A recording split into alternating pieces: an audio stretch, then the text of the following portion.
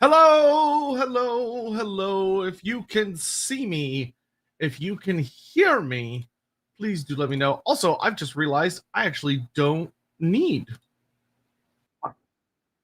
my headphones for this episode now that I think about it. Are we live on Twitch? Yes, we are. Okay, we're looking good. Yeah, actually, it just occurred to me I don't need these because I have to. I'm not listening to anyone. Good to see you all. Good morning, good afternoon, wherever you may be in the world. Obviously, you may have noticed that it's just me. Unfortunately, Andy is not feeling well. He's got the sick with something. So unfortunately, he won't be joining us today as he's focusing on his recovery.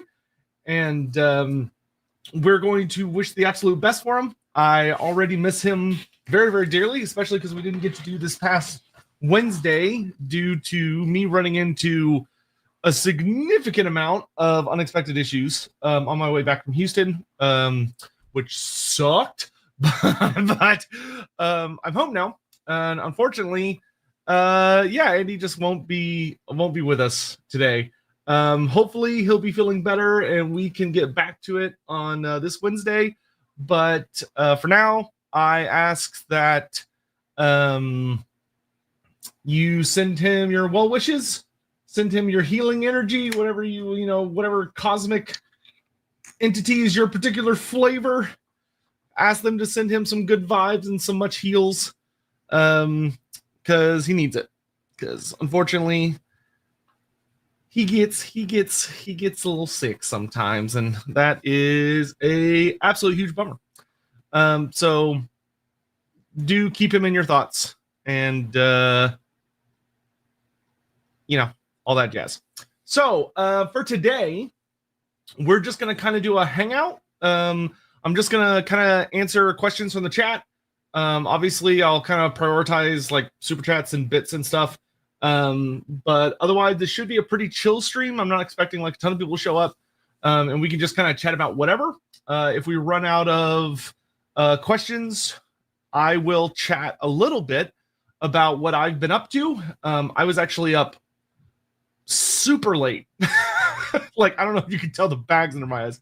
I was up very, very late last night doing research on the Elven gods, as I am trying to get to like the central crux of a particular story, and it is proving significantly more challenging than I would have liked, because I'm looking for something very specific, and I can't find it for the life of me.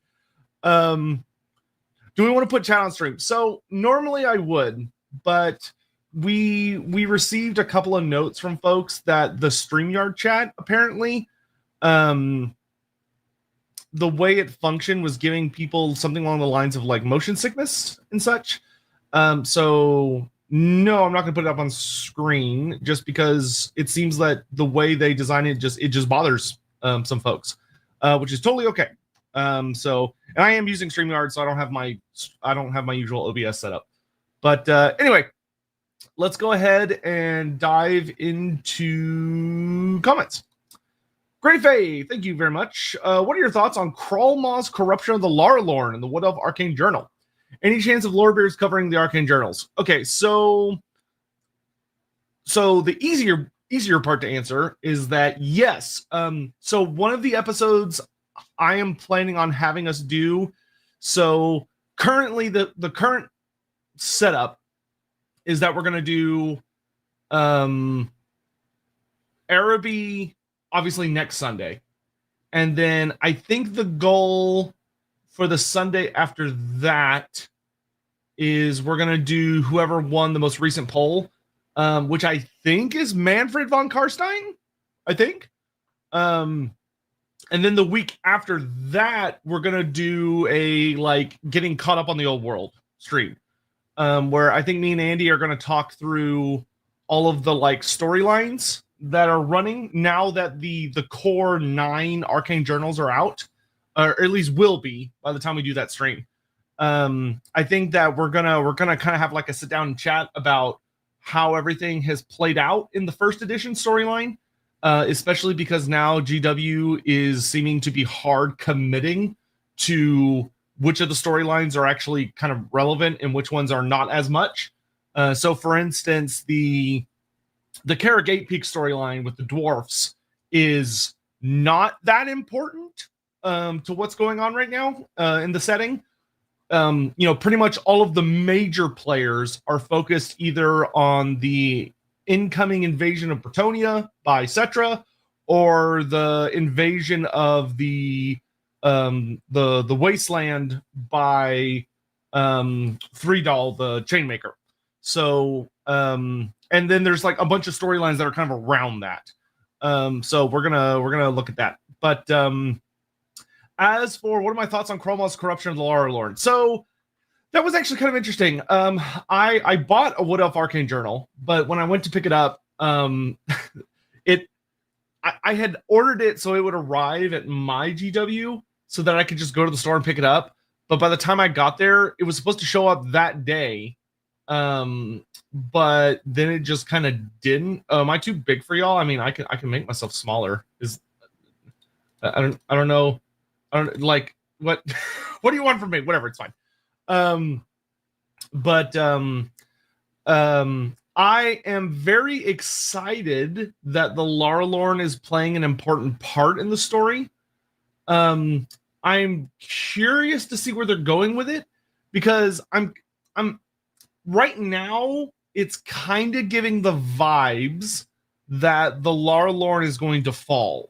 Like Morgur is just gonna absolutely annihilate the Laurelorn based on how it currently seems to be playing out.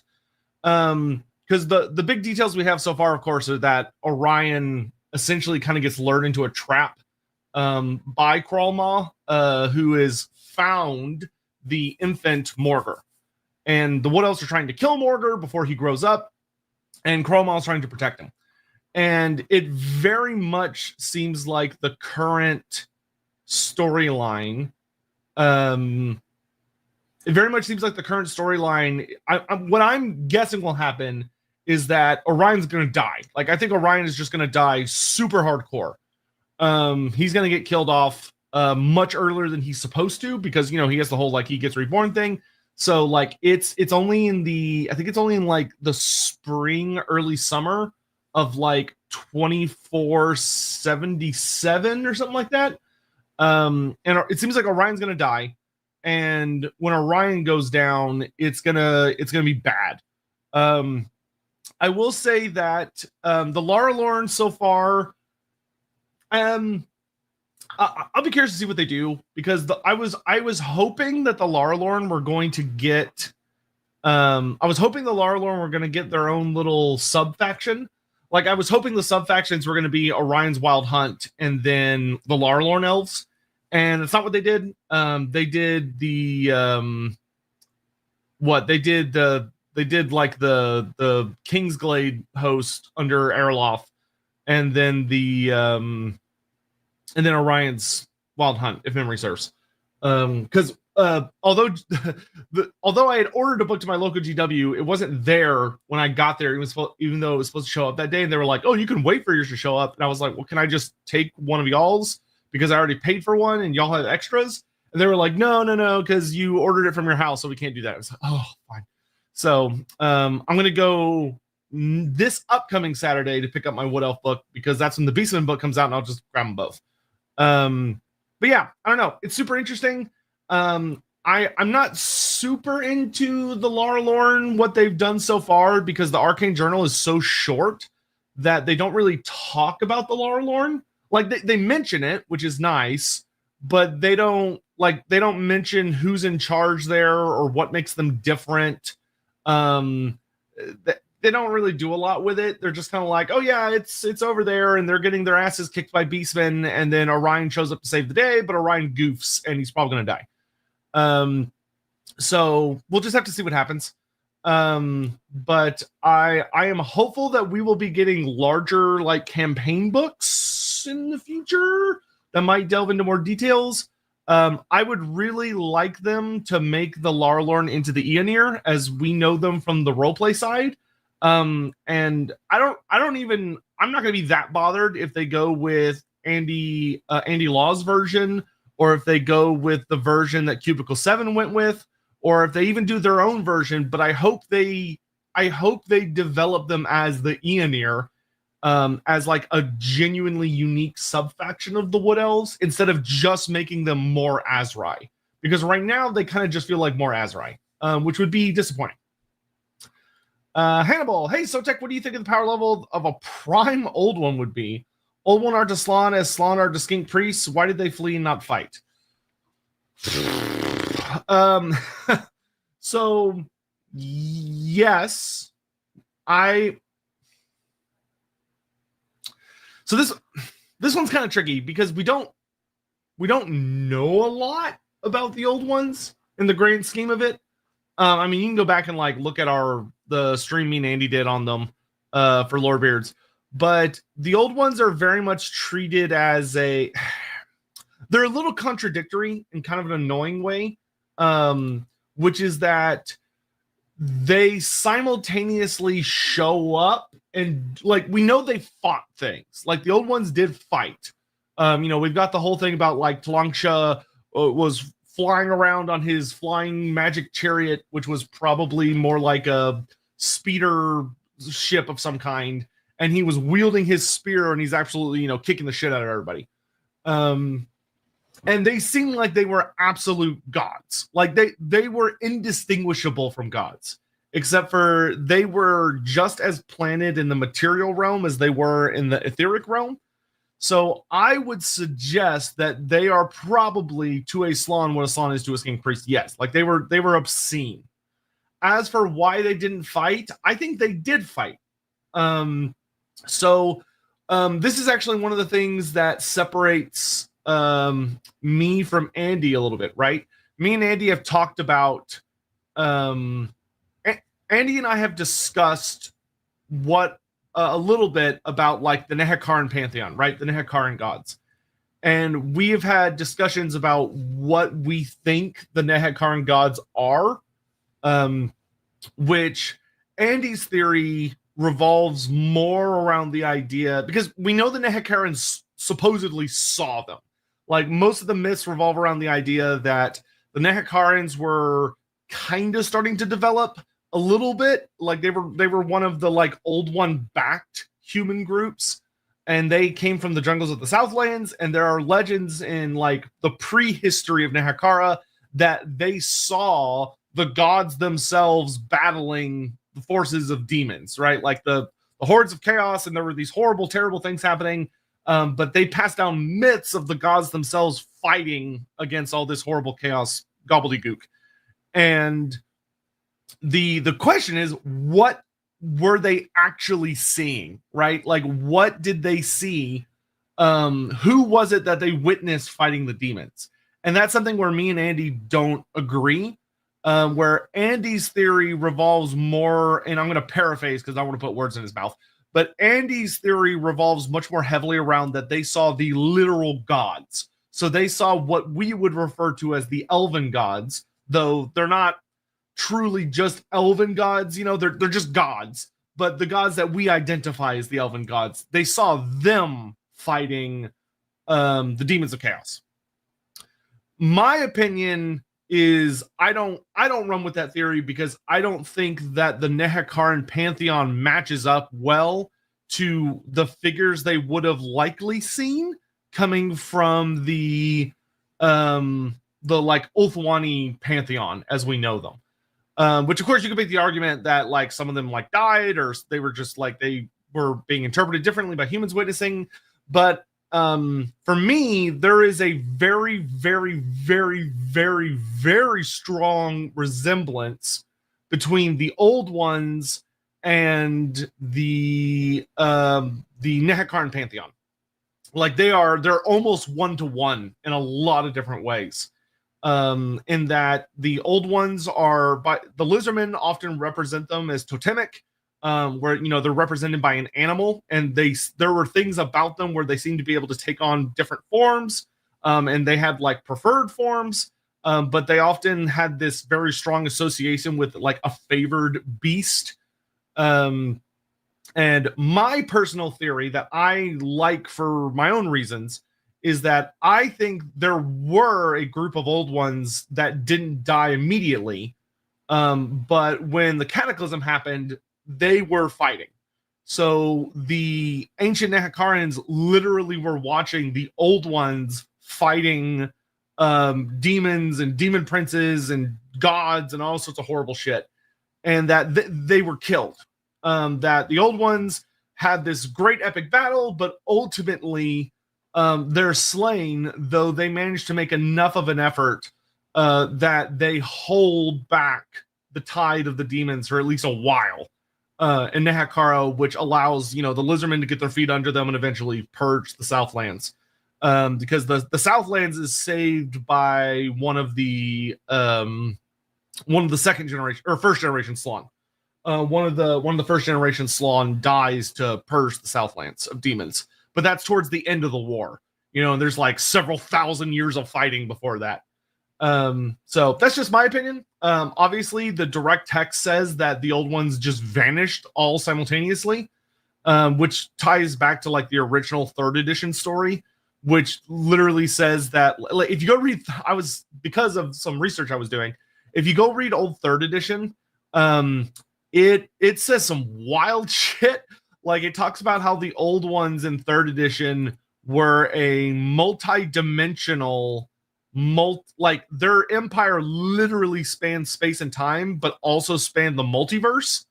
And that when chaos showed up, essentially popped into existence in the Warhammer fantasy planet, it caused some kind of chain reaction, and the old ones vanished from everywhere all at once. So like even across time, across space, and across the multiverse, when the polar gates in the fantasy world exploded and the chaos was unleashed in the fantasy world, that simultaneously killed or vanished the old ones in every single reality. They disappeared at the exact same time, which is weird. And that has kind of carried forward, though it gets more and more nebulous. So in the later editions, we don't know what happened to them. We don't know if they fought and died and just, nobody really saw them. Or if they did see them, they interpreted them as something else. We don't know if they were corrupted and they turned into demons or demon princes or the chaos gods, or if they just died instantly when the all the crazy shit of the polar gates collapsing, or if they ran away. So any of those are distinctly possible, but it is of my very big opinion that they're definitely dead. Now, whether they were corrupted into chaos entities, or they were killed in battle, or they just died trying to hold back that initial cataclysm and then they were killed in the explosion, that's up to viewer interpretation. I think it's probably a mix of the three, but that's just my opinion. Sean Schultz, how many streams are going to be single person? As many as there needs to be. We love doing these so much, and it's always heartbreaking when there's something that comes up that forces us to pivot to a one thing, whether it's I'm ill or Andy's ill or one of us has to be somewhere or whatever nonsense. We definitely prefer doing it together because it's just more fun. I deeply consider Andy to be a very strong mentor figure. He's someone that I take a lot of nods from, especially because he's the best kind of mentor, where he doesn't try and tell you what the answer should be or what the answer is. Instead, he posits questions that will lead you to discover your own answers that might align with his and they might not. I mean, there are several matters I disagree with Andy on, but he has I am so elated every time I get the chance to do one of these with them because there's always something to learn. Yeah. 1 out of 10, what would you rank the new Thunderbolts? I would rank it in A because I haven't seen it yet. I want to see it. I've heard actually pretty good things about it, and I'm a very, very easy to please individual. I am not hard to entertain, which is a good thing in my opinion. I know some people that are very, very big critics. I have a friend like that. I have a buddy named Matt who he is notoriously not impressed with a lot of things. And I don't know, he he seems bummed a lot of the time. Let's see. Kobo, hello, Sotek. Did you know there is a town in Hammerfell called Skaven? What? Oh my god. Jesus, somebody call the Emperor. I don't know. I know Hammerfell doesn't have an Emperor. I don't know what they have. I have blueberry muffins. That's hilarious and also distressing.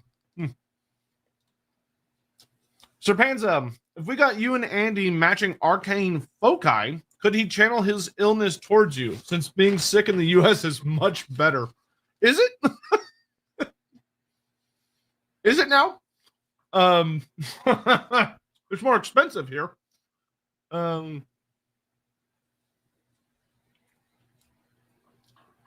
What I will say is that I kind of think maybe this is a thing because listen, all I'm going to say is this.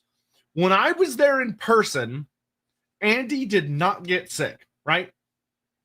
Like, I got very sick, but the whole time I was there, and even a good bit afterwards, when everybody else in like the LAWhammer cast got sick, Andy didn't. So I think I did channel a significant amount of his illness into my being, and just dealt with it for him for a bit. Sadly, I am too far away now for that connection. I would have to go back. Will I do more book reviews for Cubicle 7? Yes, I'm working on one right now. Though I want to do more substantial reviews as opposed to just pointing out issues or pointing out errors that I think they've made that need to be fixed. The big thing I'm doing research for, which I'll talk about a little later in the stream, is I have had a chat, or I've been trying to get to the bottom of the elf gods and it's proven to be a very, very interesting journey research wise, but also kind of frustrating. To the point where I've actually started like reaching out to authors to try and figure out a couple of things, because there's just a small handful of things that aren't adding up, and I'm trying to get to the bottom of it, and it's being a whole thing. From Eggman, so if you end up in the Warhammer world, who is the one character you would hope to run into first if you were trying to get back home? Shine on.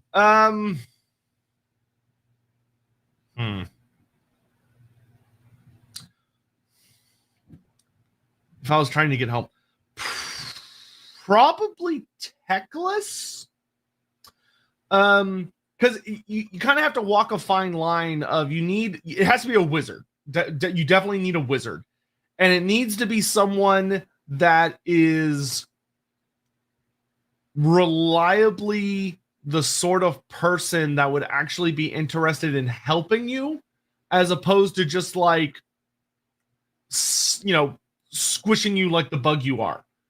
Teclis would probably be the best person to start with, because Teclis is fairly empathetic towards humans by Elven standards anyway.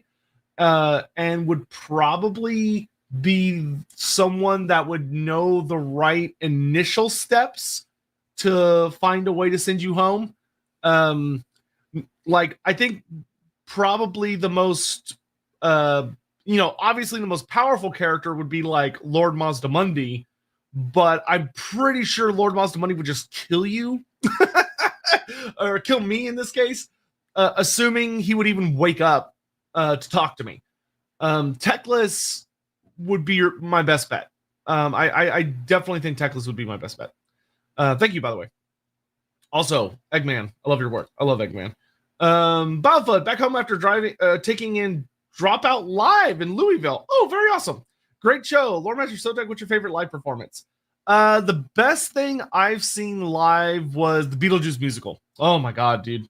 I saw the Beetlejuice musical on Broadway in New York. It was a very spur of the moment thing.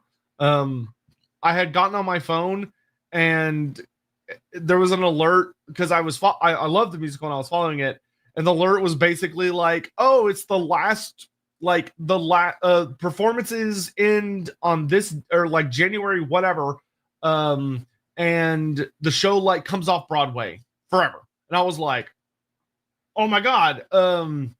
So I got a ticket and went in January, like 2 years ago now, I think, and saw it live. And the best part was that it was the entire original cast except for the girl that plays Lydia, because she had left the show and was for reasons. And they had, somebody else, but she did absolutely fantastic. And the thing that really I did not realize was super lucky was that Alex Brightman, who plays Beetlejuice himself and is incredible, dude's a god. He had actually been injured quite severely in a performance not that long before, and obviously had to, be on recovery. And he basically decided to come back to finish the show out for only like the last 3 performances. And I saw the second to last performance. So what I didn't realize at the time was that I almost just didn't get to see him, which he was like the number one reason I wanted to see it live. And it was amazing. It was so good, dude. Niastra, how about a what if the world roots destroyed all the demon portals? Huh. What if the world roots destroyed? That's an interesting idea. What if the world roots, like, I'd have to probably pitch that a little different, but I do think, I'm trying to find my sticky note that has on my what ifs. Here we go. I do think there's maybe something there.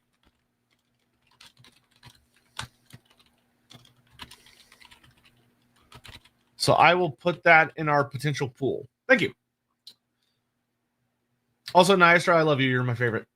Darius Rose, are the direwolves giant wolves and chaos warhounds horse-sized or Megastotherium size, giant prehistoric bone-crushing animal from, I don't know if that's Kenozoic or Cenozoic or whichever of those.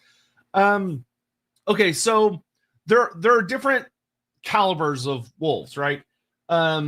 Your giant wolves that goblins ride on are usually just shot. They're more like, they're not full horse sized, but they're pretty big, but they're not quite there. Chaos Warhounds are definitely not horse sized. Chaos Warhounds are smaller than like big wolves, but they make up for it in like their savagery and mutations and numbers, and like their speed and such. But like your typical Chaos Warhound is not gonna be bigger than a man. They're like the size of good sized warhounds. Most of them are probably like under 100 pounds in weight. Like they're not that big.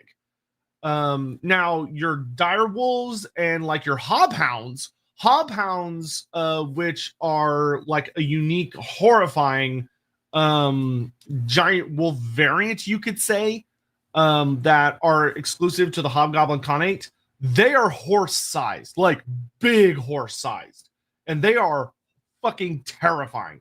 They're almost kind of like the wargs from like the Lord of the Rings movie. Like they're big. But as far as dire wolves go, dire wolves are gonna also be there with the Chaos Warhounds. Giant of those three, giant wolves. I mean, dire wolves are technically just giant wolves that have died and kind of been brought back. The largest wolf species that currently seems to exist that we know about that isn't like a one-off are the Ice Wolves of Norska. The Ice Wolves of Norska are proper fucking huge. Like they're borderline horse sized. Those three are like slightly larger or on par with like the fairly big wolves of our modern era. They're not all that big. Like giant wolves have, every time I've seen giant wolves demonstrated in art and stuff, they're not actually all that big. Like compared to regular wolves, they're not all that bigger. They're not that huge. Like they're large animals, but we've had like wolves that big in our world, though they're not that typical. Because they have like a goblin riding them. It is my hope that like the new Age of Sigmar giant wolf models, wolf rider models for the Gloomspite gets, that is like kind of what we see more with giant wolves going in the future, where it's like it has like two goblins riding it and it still looks fucking gigantic. Because that feels like a proper, oh shit, that's like the size of a good sized horse wolf. Whereas like the regular goblin giant wolves never seemed all that big. Like they're large, they're large enough for a goblin to ride them and look not ridiculous. And goblins are not that tiny. They're reasonably sized. So they're huge compared to like any dog, but they're not all that giant. Diamond, I had an idea for a magic artifact, but I'm not 100% sure what it should do. The item is called the Last of the First Lake. Basically, before the old ones, there was a giant lake at the center of a not Pangea fed by the meltwater from north and south. When the old one shifted to the lake, it began to disappear, but the last water was extracted and magically preserved in this kind of spear with a glass spear point. So I think making it into a glass like sphere or vial or whatever on the edge of a spear is a little odd.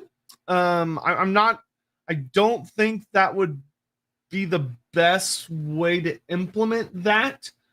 I like the idea of the item. The idea of the item is super cool, actually. To me, that doesn't really sound like something that would make much of a weapon.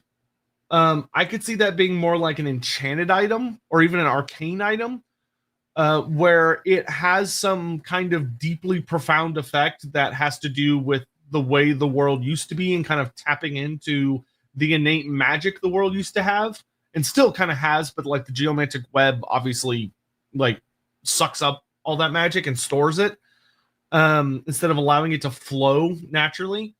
I could see that being like an enchanted item that allows someone to essentially like turn a body of water into like using like a single drop from this like vial.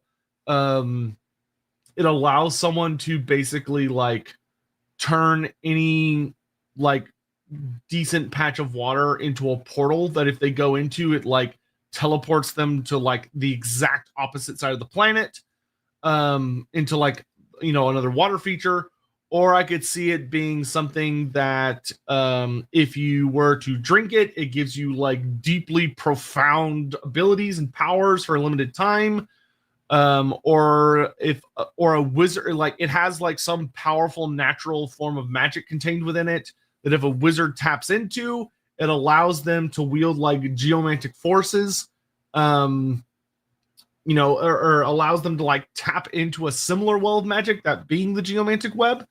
There are some ideas that I could mess around with that, but I like the idea of the item. I don't think it would make a lot of sense for a weapon, personally. Who's stronger on average, Dwarf or Dwarf warrior? They should be pretty much equal. Like almost, they should be basically bang on like equal with the Chaos Dwarf Warrior. Generally speaking, your Chaos Dwarf Warrior may have a slight edge over your traditional Dwarf Warrior, due to the nature of their cultures. Like one might expect a Chaos Dwarf Warrior to be a little bit more aggressive and a traditional Dwarf Warrior to be a little more defensive in their fighting styles.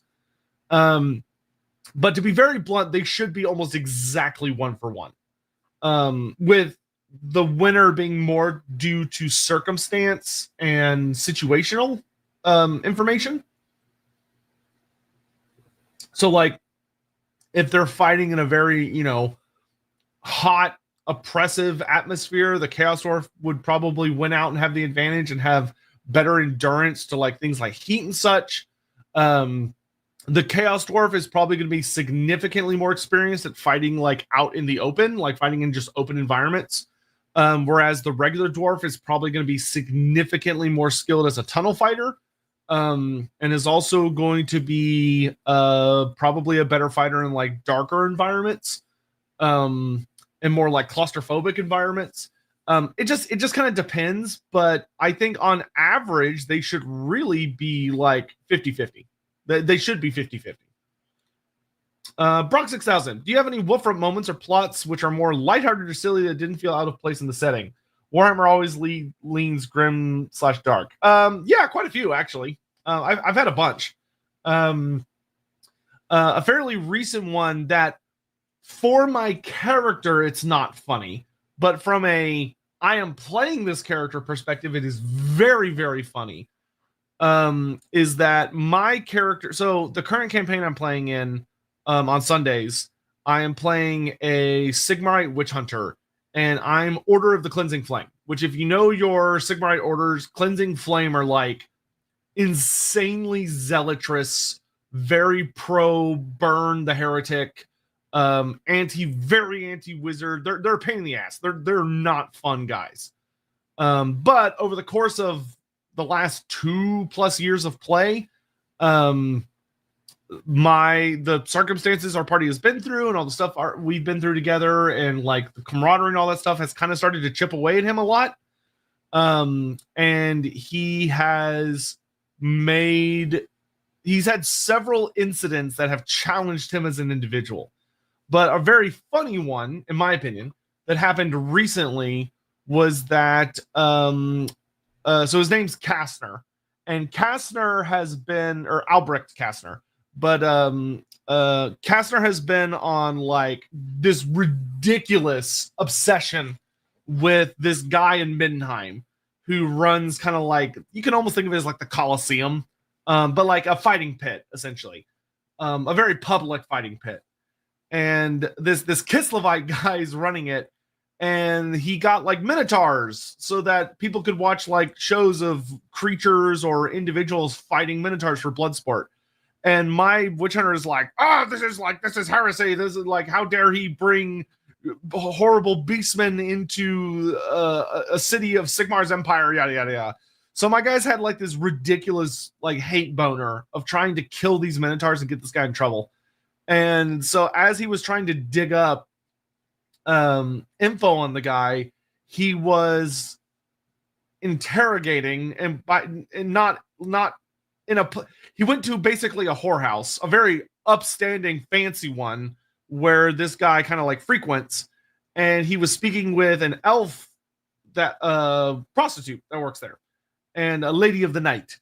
And Kastner was attempting to get information out of her by being a decent mixture, polite, threatening, and to try and like butter her up a bit, he paid for a very expensive bottle of like elven wine, elven dream wine, I think.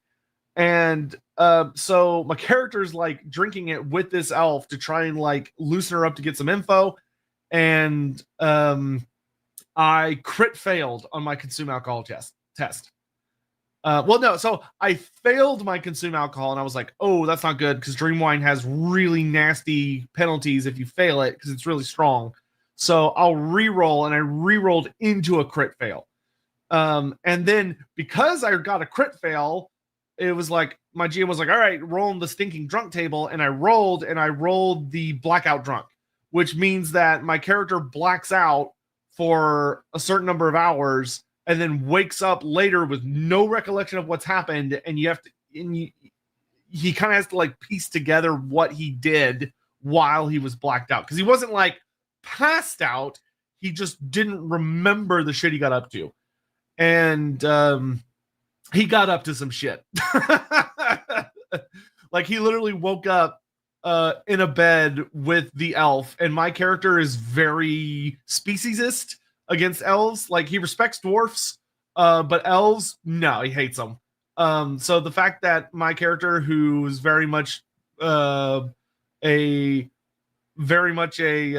goody two shoes and very, he's kind of like a hard line Sigmarite. So for him, the pleasures of the flesh are a temptation to be avoided, not something to be indulged in. So his first time being with like a very experienced, very attractive elf has haunted him terribly.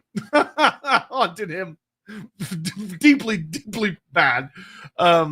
Which is it like, did it put his life in danger? No. But did it put his moral system in danger? Very much yes. It's great. But I've had all sorts of silly things happen. Playing Wolfrup. A lot of Wolfrup, a lot of the great part about Wolfrup is the humor of like when you fail checks and other crazy things happen. I'm trying to remember what other goofy shit he's got up to. Off the top of my head, which is tricky, but there's a whole thing where like he got his finger chopped off once. So when we were fighting a group of mutants, they got like a really bad crit on me and chopped off one of my fingers. And Castor, as far as he knows, that finger has been lost to time. Like it fell into the River Reich and got eaten by a fish or whatever. But it turns out what actually happened. My witch hunter does not know this, but I know this, is that our wizard, who's a amber wizard, took my fucking finger and actually made it into like a sort of magical talisman that's a part of all the little trinkets and shit that he's got on his staff, which allowed him to basically use it in a ritual, because he's a rat bastard is what he is. But my character doesn't know that, which is good, because he would have shot the wizard if he knew. But like there's a lot of goofy things that happen. Peter Osborne, how far north is Karak Zorn? Are there other lost southern holds between it and the rest of the realms? How about holds in Lustrous Mountains Morn? Okay, so Karak Zorn maps move it around a little bit, but it's supposed to be at the functional southern tip of the World's Edge Mountains. Now, if you look at maps, you'll notice that it's not ever at like the complete southern tip. But you could argue that it's at the southernmost tips of like the highest peaks, like the peaks that are suitable to building a hold in. It is as far south as you can go. But it is pretty goddamn far south. Like, it's in the jungle portion as far as like how far deep into the World's Edge Mountains you have to go. Are there any other lost southern holds between it and the rest of the realm? Yes. A lot of them are not recorded because they fell so long ago, or they just weren't super important. But probably the closest hold that's still known that fell was Karak Azgal. Karak Azgal, which is the hold that was taken by, it was originally taken by a bunch of greenskins, and then a big dragon showed up and kicked all the greenskins out. Graug the Terrible, who was a big, horrible, nasty dragon that killed everyone that was still inside and built up a huge treasure hoard and just slept on the treasure and was a big asshole until a super cool dwarf snuck in, and a burglar dwarf, one might say, that managed to sneak up on him and killed him. Just buried his axe in his throat and managed to kill the dragon before he could really wake up and like fight him. But Karak Azgal is still lost. There is a little settlement just outside of it now. no, Graug with a G, not a D. So Graug. Totally not stolen or heavily based on anything. Totally original character. Do not steal. But because the closest hold to Karak Zorn that is still functioning is Karak Azul. Karak Azul is the only functioning hold still in the vaguely southern World's Edge Mountains. The rest of them have completely fallen. Are there any holds in Lustria? No. There are theories about dwarfs in Lustria. We do know, of course, about the mine of bearded skulls, which is a mine in the spine of Sotek Mountains that apparently has a bunch of skulls with beards on them, which sounds like dwarfs because it's in the mountains and there's beards and it's a mine. And we do know that this has actually been talked about in several sources, that the dwarfs have discovered functionally paths of the old ones that if you were to step through them, take you to Lustria. But the dwarfs don't know how to activate it reliably, so it currently functions as a one-way trip. And they haven't found a way to like make it stable because they don't know what it is. Mountains of Morn, though, definitely has several holds. Mountains of Morn is a little tricky because the only maps we have about the Mountains of Morn only show ruined holds. So there's, oh god, it's like Karak Izorn or something. I can't remember the name of it off the top of my head. But there's several dwarf holds in the Mountains of Morn. According to the lore is fairly conflicting on it, because the whole thing is that the Ogre Kingdoms destroyed a whole bunch of them, and there's also like Skaven and other nasty things in the Mountains of Morn. It's a brutal place. According to the dwarf books, there are still holds in the Mountains of Morn, but they are very, very, very secret. Yeah, Karak Azorn, I think. Yeah, Karak Azorn. So according to the dwarf book, there are still functioning holds in the Mountains of Morn, but they rely on stealth. So they're very hidden, and they have a lot of like runes of stealth and runes of illusion that keep anyone from figuring out where they are, other than they like occasionally send out messengers or caravans and stuff to go trade with the dwarves of the World's Edge Mountains. According to the Ogre Kingdom's book, you have characters like Grease's Goldtooth who claim to have killed all the dwarfs in the Mountains of Morn and have looted all of their holds. Though that tends to be an in-universe perspective of like Grease's thinks he's destroyed all the dwarf holds and looted them for all of their money, which leaves open a pretty notable gap that it's just his opinion that he's destroyed all the ones that he knows about. But obviously there are ones that he may not know about. But we don't know.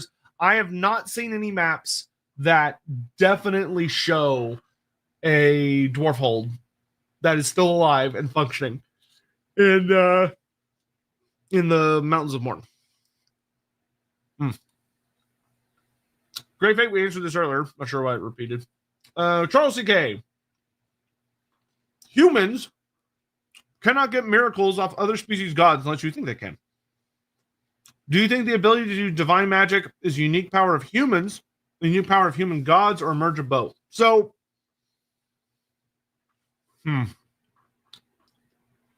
according to the lore that we have, right? Humans can invoke miracles from what we would consider non-human gods. The easiest way to prove this is by Cain. Cain is a elven god, right? Like, period, end of story. Cain is an elf god. But there are human cults that worship Cain in the old world. Now, granted, any elf will tell you that is not the correct way to worship Cain, and that's not like all of their edicts and all that yada yada yada. It's all wrong, but it is Kalamentia Cain. It is the same Cain. And humans that worship Cain are able to manifest divine miracles of Cain. So it would appear that, so there are two ways you can look at it. Either humans have the ability to manifest their own gods, their own version of gods that already exist. So like the human version of Cain is different than the elf version of Cain. They're just the exact same god, but not at the same time. If so, it's either that's the case, or there is one Kalamancha Cain, that is worshipped in different ways by elves and humans. And the humans that do worship Cain, which Cain has like, I want to say like 12 or 14 different like secret names and aspects, because you have like Cain as the Deathbringer, or Cain as the whatever. I think there's like 14 aspects of Cain or some nonsense like that. So it could be that the humans just discovered one of the aspects or made their own version. There's a story there, but it's not very specific. But I would say, from what evidence we have, especially when you start getting into like Black Library stories, so you have things like, I saw some people mentioning in chat, but you have things like Felix literally like crying out to all of the gods and the ancestor gods, and the dwarf ancestor gods seem to answer him and allow him to pick up the hammer of fate and basically like Thor throw it at a bloodthirster. Well, he doesn't throw it. He more like barely gets it off the ground and vaguely aims it at a bloodthirster and lets go, and it shoots and hits him.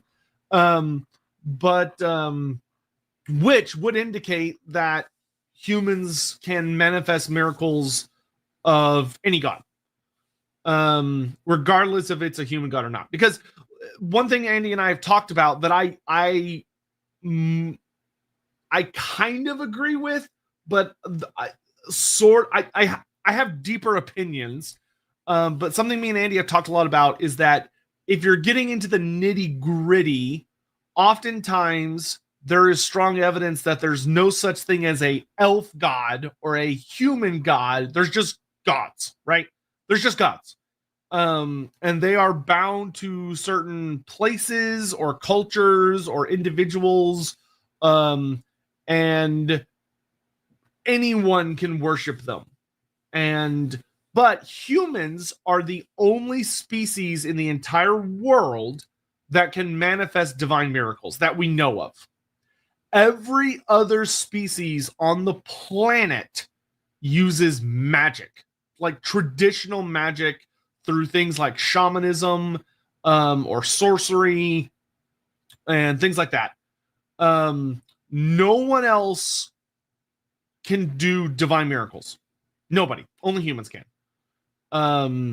Especially like if you look at the original Tomb Kings, being human, all of their stuff was divine magic.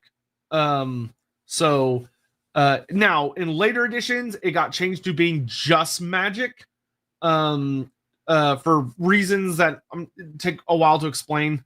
And I actually think that there's not a wrong answer. They're just different answers, because the Tomb Kings work either way very well. But I would very much say it is a unique power of humans.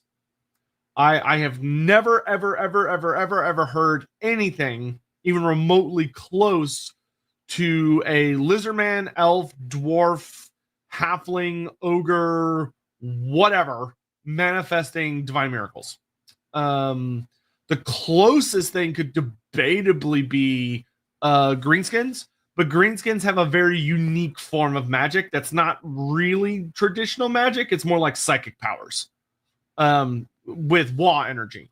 It functions much closer to a psychic phenomena than a magical one, if that makes sense, because it doesn't rely on the winds of magic within the actual lore of the setting.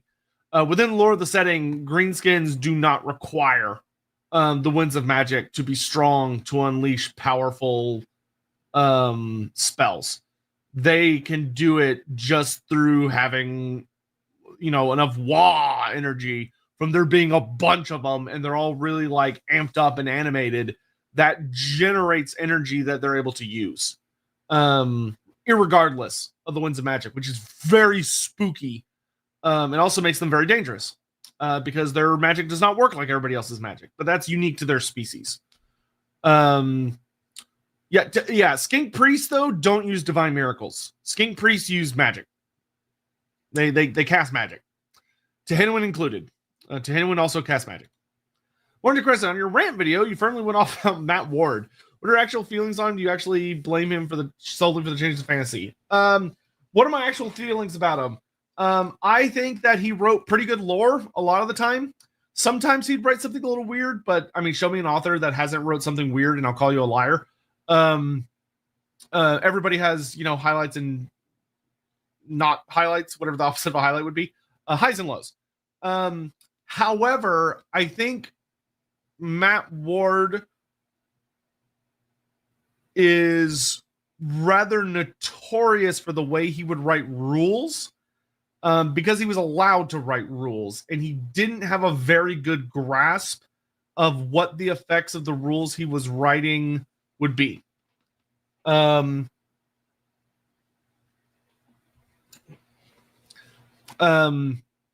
So do I blame him solely for the changes to fantasy? No, that would be ridiculous. He doesn't have that kind of power.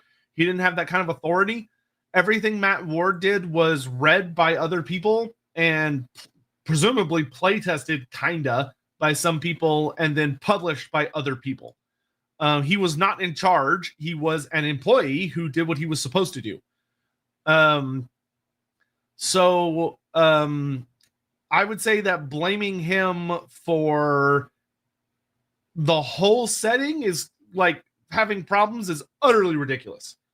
I do believe that his books in 7th edition Warhammer Fantasy dramatically impacted the tabletop game in a very, very negative way.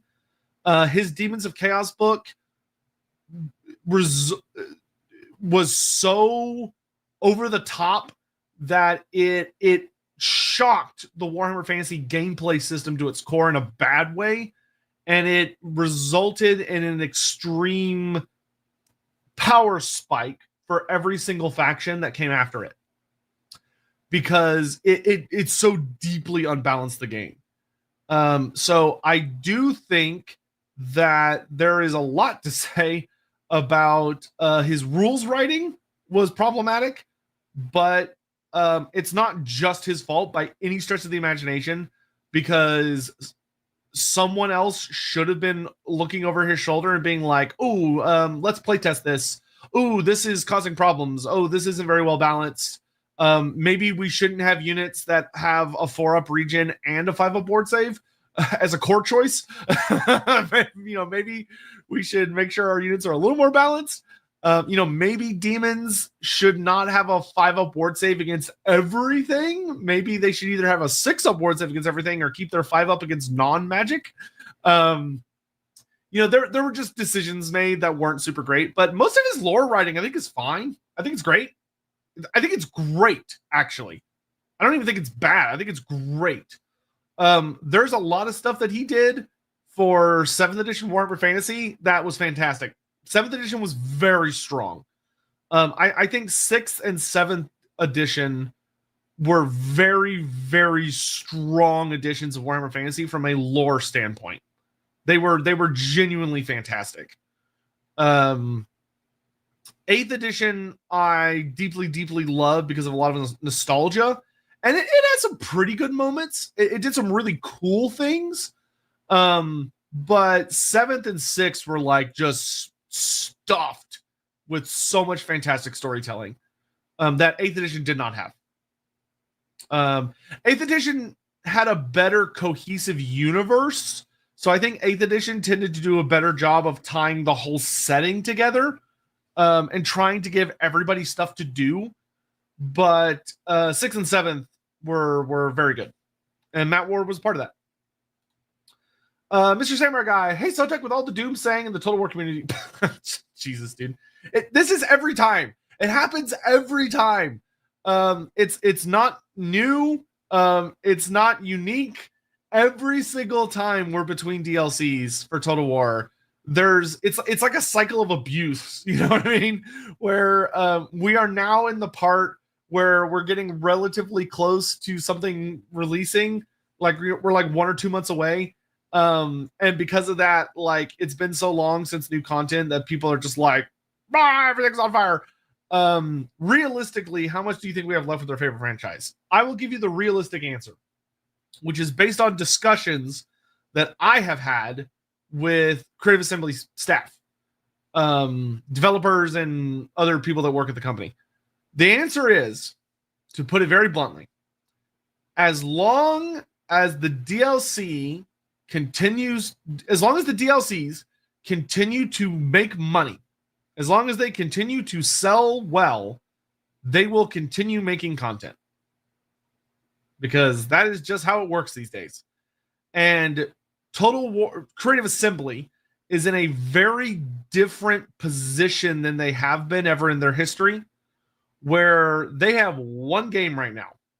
They have one single game that is making money, which is Total War Warhammer 3. Even if they release another game. So let's say, you know, a lot of people, myself included, think that Total War Warhammer 40,000 is coming down the chute sometime very soon. They haven't announced it yet, which means that it's at least a year away.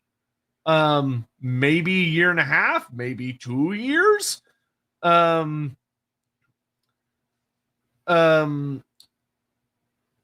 we haven't heard dick about a historical title. Plus, they haven't released a traditional historical title in I don't know how many years. The closest thing was Three Kingdoms, and Three Kingdoms ended up being very odd in that it made a lot of money at launch, and then the DLC seemed to sell very poorly. And something happened which led to the game being discontinued, but that was kind of a freak incident. No, I'm not forgetting Pharaoh. Pharaoh wasn't like a traditional like full historical release. It was, you know, it's kind of a unique, it wasn't a saga game. It was its own thing. It was its own unique thing in a good way. I think Pharaoh was a great success. But at the end of the day, Creative Assembly has to make money. And they have one thing. That's it. They have one thing that they know for sure makes money. And that's Total War Warhammer 3.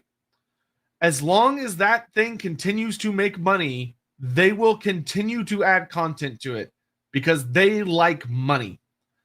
And Creative Assembly has hit some really ugly rough patches, especially from like Big Daddy Sega of Japan's perspective.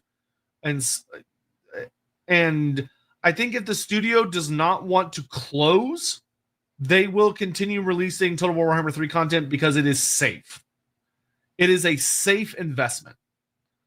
You know, if we get to the point where we have like a Total War Warhammer 40,000 or a Total War Star Wars or a Total War Lord of the Rings, and we also have like a Total War Medieval 3 or Total War Shogun 3 or whatever, and they have like several games all at once, at that point, I could see the argument that the time has come to discontinue Total War Warhammer 3 DLC because they have enough safe investments.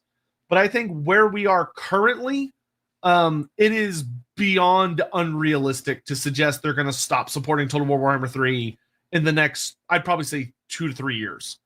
3 years from now, I think we can have this discussion. Right now, I don't think this is a realistic discussion. But we'll have to see. Bones, which faction represents the Byzantines? High Elves or Kislev? High Elves adopt its politics and tactics, while Kislev orthodox and medieval looks. So, Bones, I admittedly am a very terrible person to ask this question because I am not historically literate in a grand scheme. I recognize the word Byzantine. I know it as a word. but to me, it doesn't mean a whole lot. So I don't think that I am a good person to ask this question to, and I feel bad that you wasted your super chat, because I don't know. I have no idea. I don't know. I don't know what makes the Byzantine the Byzantine. Especially because from what I understand, I don't think there's a super good one-to-one by any means of the imagination to what we currently have now. It would probably require more sophisticated development into something like the Border Princes, and maybe having a part of the Border Princes more heavily inspired by the Byzantine Empire. I don't think what we currently have would be in the setting. I don't think there's anything that would really relate very well to them, to my understanding of them, which is very, very minimal. Darius Road, how would Nosferatu Zod from Berserk and Yachiru Unohara from Beach fare as Abhorash's disciples? Would he like them? I have never read Berserk. I'm aware of a notable amount of it due to cultural osmosis, but I've never read it or watched it. I just know a good amount about it because of just being a person on the internet. And I'm trying to remember who Unohana is. I know the name. If you show me a picture of them, I would probably know. Actually, I could just Google it instead of being lazy.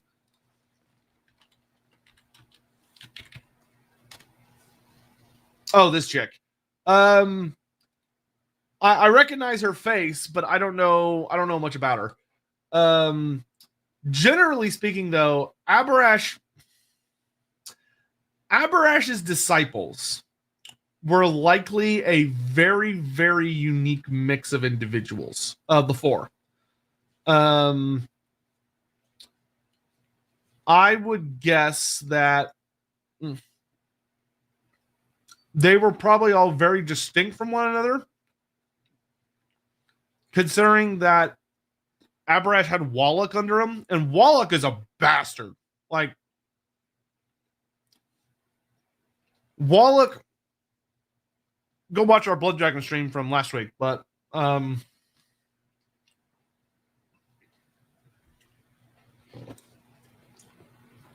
Harkon is very much a monster who took the ideas of the self-perfectionism through martial pursuits of Abhorash's morality system and kind of twisted them, where instead of being kind of like that wandering, almost Grail Knight type figure,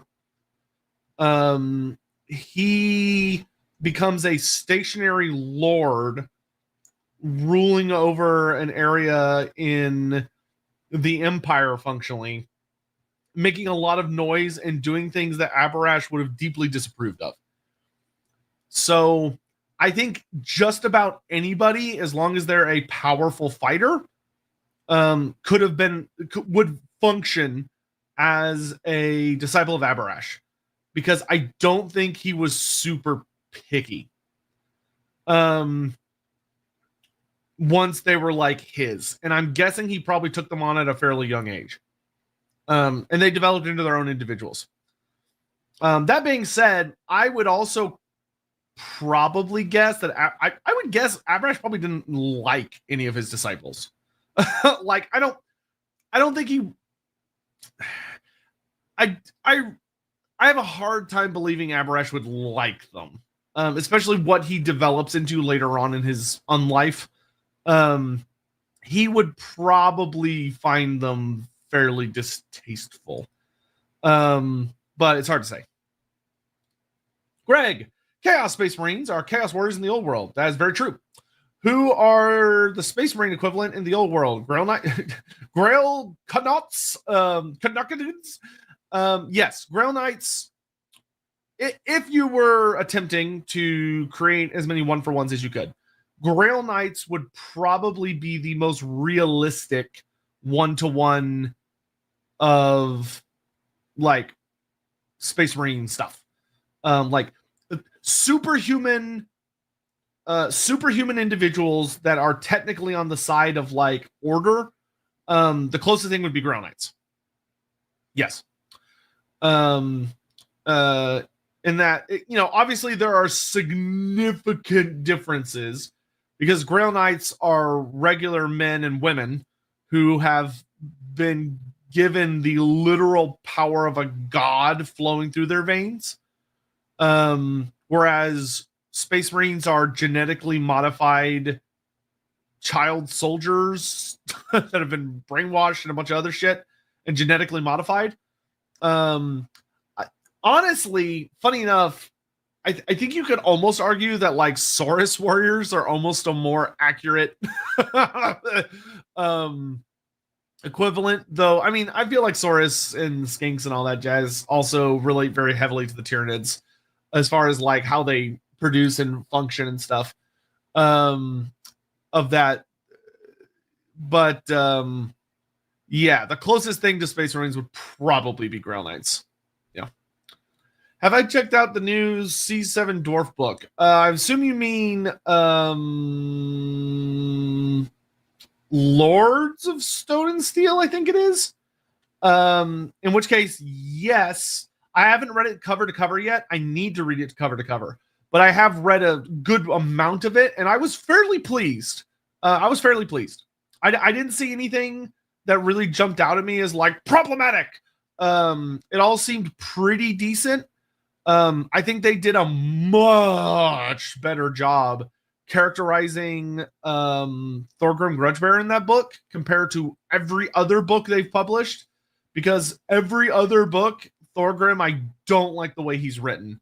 In like the Sea of Claws book or the Dwarf Player's Hand Guide or any of those other books. I really disliked what they did with Thorgrim in those books.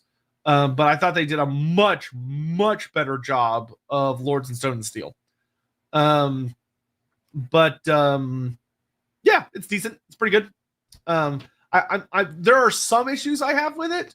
I think the bestiary portion was weird and was a waste of pages. I'm going to be honest. I don't think that book should have had a bestiary, or if it was going to have a bestiary, it should have had things like dwarf runic guardians, like things that are very distinctly dwarf, instead of like magma dragons for some reason. I don't know why they were in there. And also it has like a Skaven part at the end. Didn't like that. That didn't need to be there. They could have spent those pages on more dwarf lore. It's not a bad book, but there are several decisions in the book that I'm not a fan of. I'll put it that way. The Callantir, what if halflings could use any necromancy magic besides necromancy? So halflings can't use necromancy, just to be clear. But if they could use any magic and necromancy was not allowed, halflings would be life wizards. They'd have to be. It would be stupid if they weren't. They should 100%, beyond a shadow of a doubt, be jade wizards. Because they're fucking halflings, dude. They're all about farming and eating. And smoking and fucking. Yeah, I mean, they are guy ran all wrapped up into a fat little bundle. Yeah. I don't have much to add. Alternatively, they could have their own take on gastromancy, actually. They could have a unique form of gastromancy as well, which would be pretty cute. Yeah. Kobo, thank you very much. If you could create a Saturday morning cartoon set in the Warhammer universe, who would be the best choice as a reoccurring villain? I mean, Thanquol. Yeah, Thanquol is obvious choice. Yeah, it would be Thanquol. Thanquol is Saturday morning cartoon villain because he canonically fails, but he also fails up. Like, he fails into success. Which makes him the literal perfect Saturday morning cartoon villain. He is Team Rocket is blasting away again, and he always comes back. I think Morathi and Luther Harkon are viable options. Obviously, it would depend on the setting, it would depend on like the style. like if you're making a Saturday morning cartoon, that implies you have a child audience, which Thanquol would be great for a child audience. Kids would love Thanquol. Obviously, you'd have to tone down elements of the Skaven and make it not gory, but Thanquol would still function very, very well for that. Depending on the style of the cartoon and how mature it's allowed to be, Morathi would be very good as an antagonist. She would be an amazing antagonist if it was like a fairly adult, like anime type situation. Luther Harkon, I think would do well as an antagonist, but I don't think he would be that great as like a standard reoccurring villain. Because his personalities and everything about him makes him a little more of an investment. And it also makes him kind of difficult to write reliably in a way that it makes him more difficult to characterize, which if you're doing like Saturday morning cartoon stuff, you want to be able to characterize very, very strongly, like have very simple dynamics for your characters, that maybe can allow for complexity. I think Neferata would probably make a really, really good one. I think Neferata would make an excellent Saturday morning cartoon villain that's like a really distant threat. Obviously, depending on the scope, Archaon would make an excellent reoccurring villain. Be'lakor, dude. Be'lakor's right up there, because Be'lakor's whole thing is like doing these super dramatic entire arcs of a story that always end in him losing, but he always gets something out of it, right? Like he always loses, but there's always one little thing that he kind of gets, and he gets closer and closer and closer to his goal. So the top three, in my opinion, would be like Be'lakor, Thanquol, probably like Kemmler or Manfred. Probably Manfred. I think Manfred von Karstein, Thanquol, and then Be'lakor would probably be like your best trio of like really good reoccurring villains who could realistically be defeated and still come back without it like breaking their stories. How it's is Elspeth/Null interested in capturing Queen Bess? I can't imagine they would. No, maybe to like melt it down. I don't think they'd be interested in like keeping it. It's like horribly corrupted and like altered to an obscene degree. And it's crewed by the dead, so they don't have to deal with a lot of the potential hazards of operating a safe war machine. I would say they'd probably just want to destroy it. I do not think they'd have any interest in saving it. They would just make their own Hellhammer canon. Because Queen Bess is a very Titanic canon that was stolen by Luther Harkon when he captured the ship it was on, and then he's made modifications to it. But the Empire could probably make something just as good if they really wanted to. But Harkon's just gonna have some insane ideas that have kind of panned out for him. From Eggman, so what Order Tide faction has the scariest foot soldier? By that I mean has the most success generally and lethality compared to all other factions. The faction with the most lethal basic foot soldiers from the forces of Order is probably, it's either the Lizardmen or the Wood Elves, in my opinion. The Wood Elves have a significant advantage when it comes to just murdering the fuck out of you from a long distance. They are able to snipe your ass to brutal effect from a very long distance, and they also have dryads as foot soldiers, which are very powerful in their own right. Like they're more than capable of like ripping a man in half. They're very tough, and certain kinds of weapons in the lore. mundane weaponry is not that effective against them. But Saurus warriors are absolute fucking beat sticks. Like they're ridiculous. They're super fucking scary. So I would say when you say scariest foot soldier, if you mean like the standard melee troop, the most terrifying faction is Lizardmen of the order factions. Lizardmen are first place. If you're talking about like their common troops and who has the most lethality, it's probably Wood Elves. Wood Elves are very killy. They're very, very killy. High Elves would also be fairly high up there because High Elves, from a lore standpoint, High Elves are very good at killing things without getting killed in return. So it just kind of depends. From Eggman, what would happen if a rumor with some credence about Gelt being a golden man got to Cetra? Would he march in the Empire straight away? No, I don't think he'd care. I honestly do not think he'd care. The idea of people being made of gold is not that crazy. It's not super common, but there are mutations and other weird things out there, spells and stuff, that can cause a man to turn to gold and still be alive and be able to like move and stuff. The only thing that would interest Cetra like that is if someone that he trusted came to him and said, I have found an immortal with a perfect golden body. That would get Cetra's attention.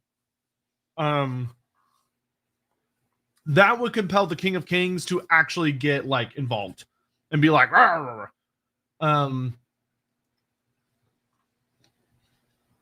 I don't think anything less than that would motivate him to care, because there are possible explanations for what's going on without it needing to be all that crazy.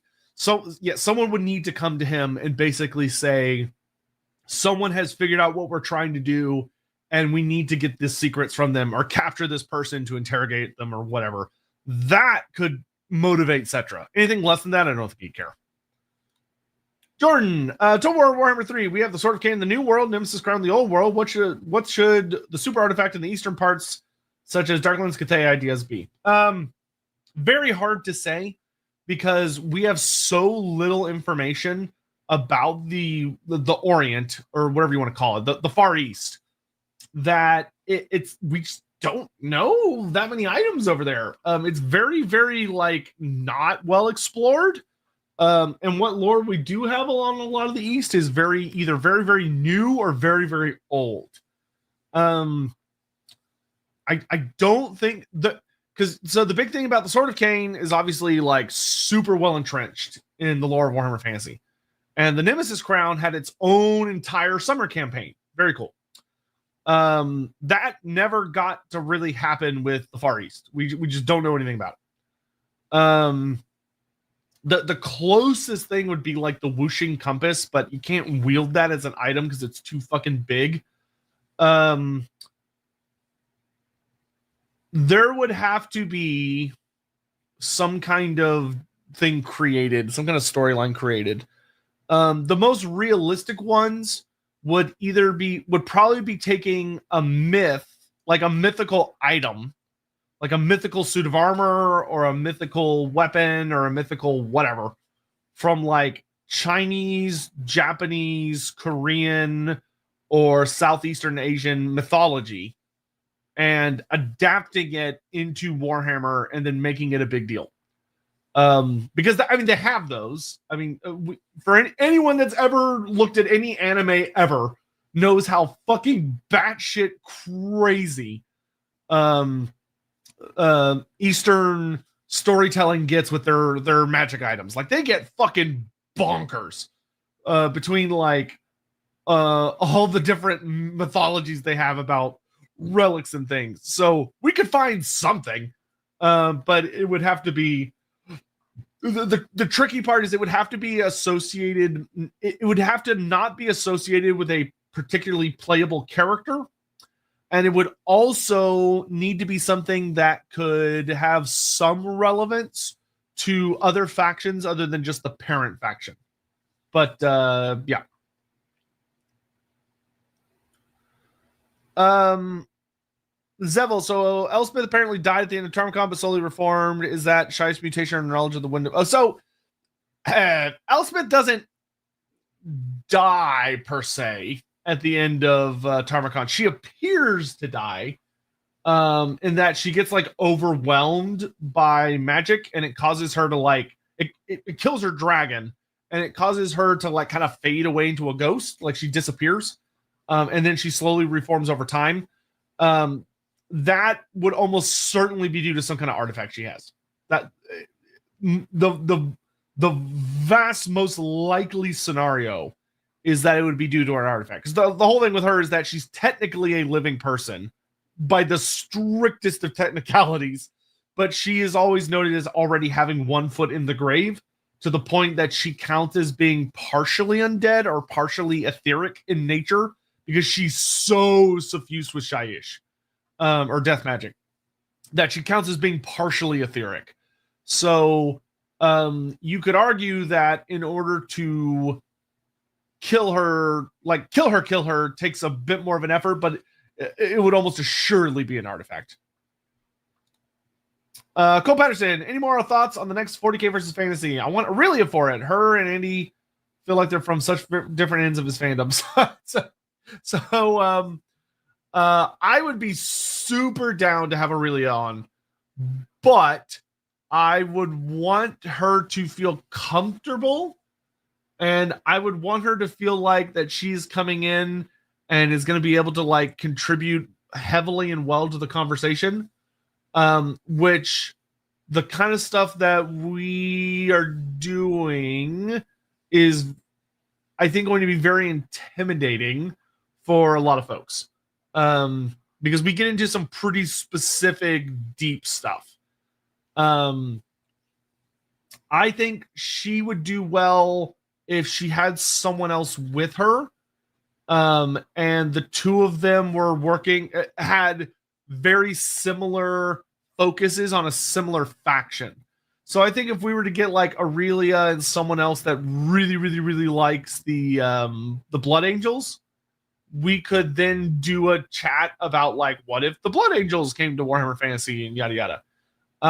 That being said, yes, I've been thinking about it. I have even talked to some creators. We've got some like people that are certainly interested. I don't have any specifics yet about like when the next one will be. It's something me and Andy need to discuss, but obviously Andy is ill, and is not with us right now because he's not feeling well. So please make sure you're keeping him in your thoughts and sending him good vibes, because I miss him terribly. So please send him your healing energy if you would be so kind. And I don't know, buy Dark Deeds to make him feel better, and also make sure that he's got enough money in case he needs to go into see a private care doctor or some nonsense. Yeah, I would definitely love to do something with Aurelia at some point, but I think it would be wise to make sure she has a partner for that. Necromancer Cobalt, howdy Sotek. I'm currently playing a cross-dimensional D&D campaign as a Skaven, and my DM, who's new to Warhammer, is setting me up as the secret antagonist. Any tips for RPing such a character? Yeah, I think we've talked about this in the past, if memory serves, Cobalt. But the general gist that I would recommend is, if your goal is to not immediately give yourself off as an antagonist, but instead to have it something that's building up over time, the biggest thing I would recommend is, number one, your character should really, really, really, he should fawn, in the sense that Skaven, the way they survive within their own hierarchy is that they all hate each other, right? And they're all constantly trying to backstab and kill one another. And the way they deal with each other and try and keep themselves alive is that they're huge suck-ups, right? So they're constantly like, they're being very over the top complimentary. They're constantly like baring their throat to show like, oh, like you could kill me right now. Like I'm not a threat to you. I submit. So I think the idea would be that your character should be a very sneaky character who's constantly trying to get into other people's business, try to check out like what things they have on their person, try and get secrets out of them. But he should almost be overly submissive a lot of the time. Like if they ever have any kind of conflict with him, he always tries to like imagine someone that has like severe conflict anxiety, right? Someone that the idea of having to deal with a conflict with another human being, they just immediately fold because they're just like, I just don't want to deal with it. I just don't want to deal with it. They just immediately give up, right? That's how a Skaven would present themselves. Of that, anytime a conflict arises, if it's someone that they see as a threat or someone that they're not quite ready to move against yet, they will very much take the position of, oh, look, I'm so harmless. I can't be a threat to you. You shouldn't hurt me. You shouldn't do anything because I'm just a weak little guy. And I don't want to fight. I don't want to fight. So he would very much try to come off as helpful. But the big thing is that if you're playing a Skaven well, is that you should always be backstabbing as much as possible, but only when you know it's safe to do so. So like stealing little things from them or deliberately giving them slightly wrong information or trying to not moving against them directly yourself, but trying to do things that will get them killed. And then you have plausible deniability. That is the Skaven way. Plausible deniability while constantly trying to kill other people so you can get ahead, seeing the world as a rat race where everyone else is just a stepping stone to get you to the top. And doing everything you can to avoid being the target of people's like ire. Hopefully that makes sense. Skylar Martin, Wolfrup player, asked which chaos cults are the most prolific in the old world. I responded, Nurgle, Slaanesh second, Z's third, Khorne's last. Thoughts? Oof. That's tricky. So, that's tricky. I would say that in the old world, so it depends on what you mean by chaos cults, right? So like when you say the most prolific, do you mean which god has the most individually different cults? Or do you mean which god has the most cultists? So like which of them has the largest cults? Because it kind of depends on your definition. I think if you're asking which god has the most cultists, so like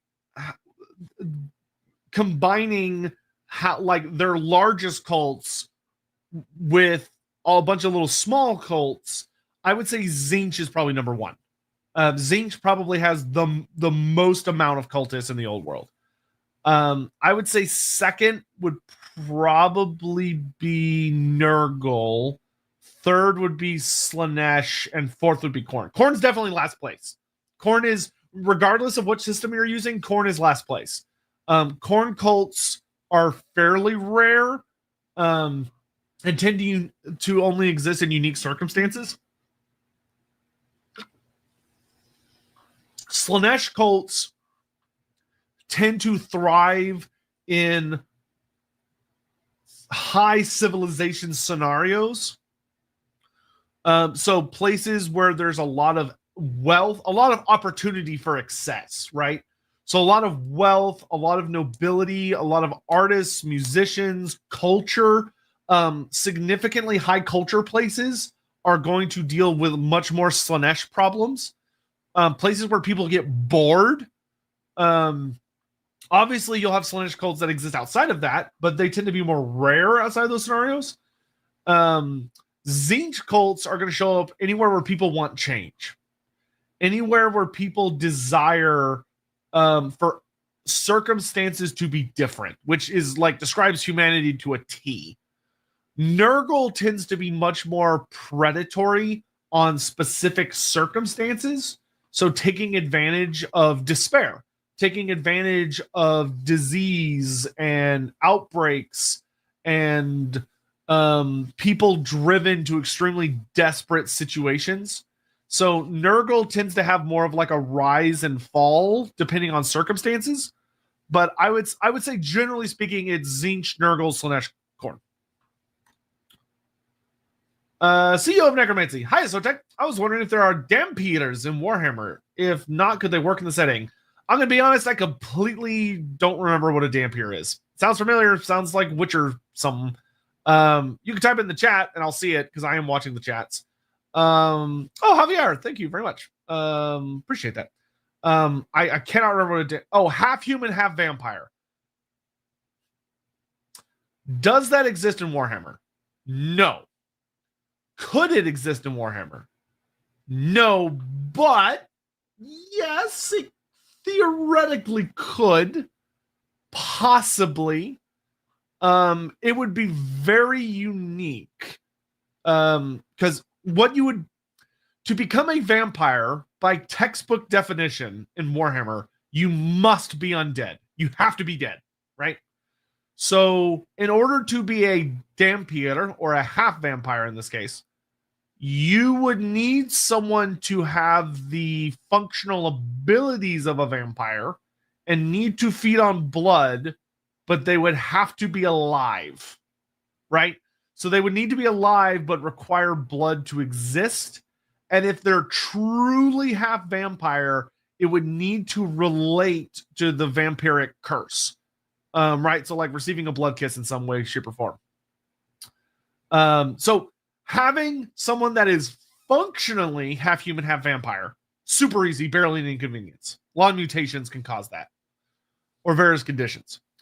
Having someone that receives the blood kiss and doesn't die, or is like half dead, that would be virtually impossible. But because it's Warhammer and magic exists, it's not completely impossible. It could be that, like, it could be a scenario where, like, imagine like a priestess of Shalia or a priest of Mor or something like that gets attacked by a vampire and forcibly given the blood kiss, and they pull a Khalida and they call out to their god or goddess to spare them from becoming a vampire, and the god intervenes through a miracle and functionally like stops the process halfway. Theoretically, that could happen. Or you could have a situation where like you have like a super duper powerful wizard who is able to use some sort of magical artifact to halt the process halfway. Or maybe a vampire uses some form of ritual to restore themselves to a form of life. It would be super weird, but it's theoretically possible. Baron Von Bastard, greetings. Been a while since I caught a stream. Well, good to see you. Are there any characters besides Krokkar that use an old one weapon?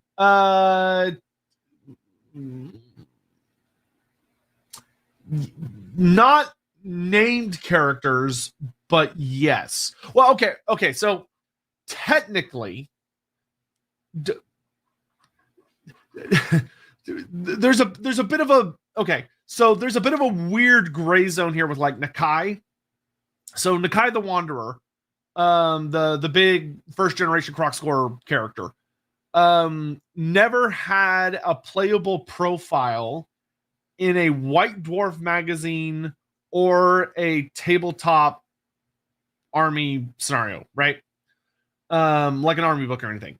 However, there was an official Games Workshop event as part of like a summer campaign type thing. I want to say it was related to Albion, where Games Workshop themselves printed off a set of rules that allowed you to play with Nakai.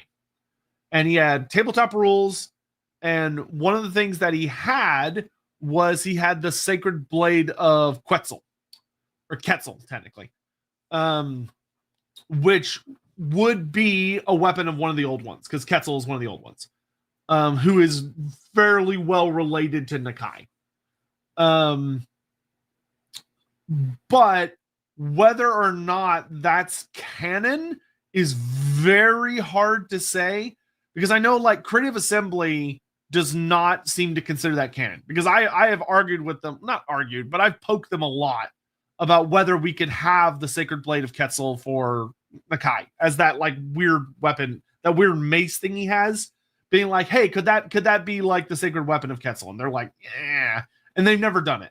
So I'm assuming, I'm going to give them the benefit of the doubt, because normally they're really good about this, that they went to Games Workshop about the Sacred Blade and were like, hey, can we do this? And GW said no, which means it's not canon. But it could be canon, but it's probably not. But it could be, but it's probably not. That being said, there is a generic item, which is the revered blade of Zunki, who is like the water god of the old ones. He's represented by like water, various water features, and he has like he's often represented with like a frog face, like a slan head. And Zunki's blade is a very powerful magic item that you can equip onto a lizard character. So that one is absolutely there, but it's not associated with a specific character. It's just a generic item that you can equip onto a specific character that can take like a 65 point or whatever magic weapon. Now, if you're talking about just Old One technology, Old One tech, yeah, a shitload of characters have Old One tech.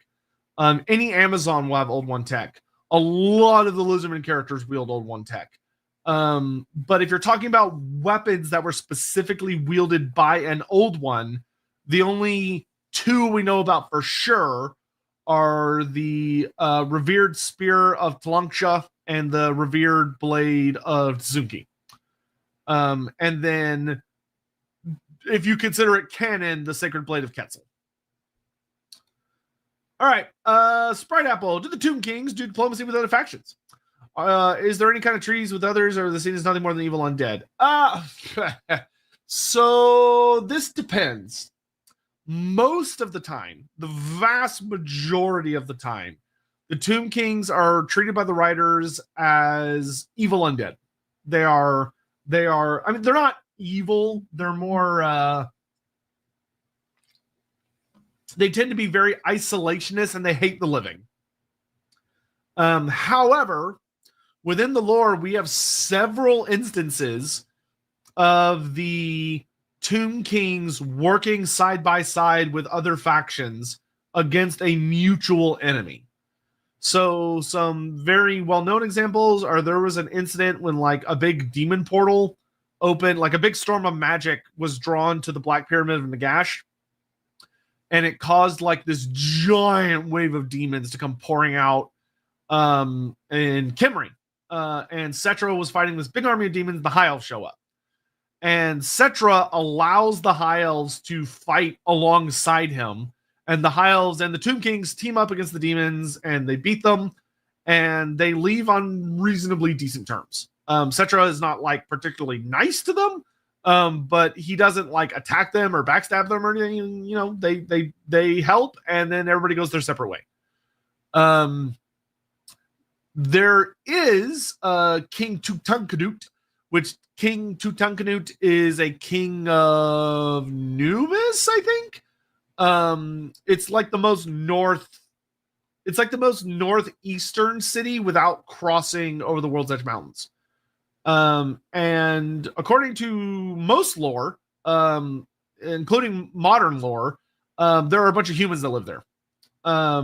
So there was a big old tribe, some tribes of humans that wandered into a city, and they believe that King Tutankhamun is a god, and they worship him as a god, and he's like, cool, because it strokes his ego, and he's totally fine with that.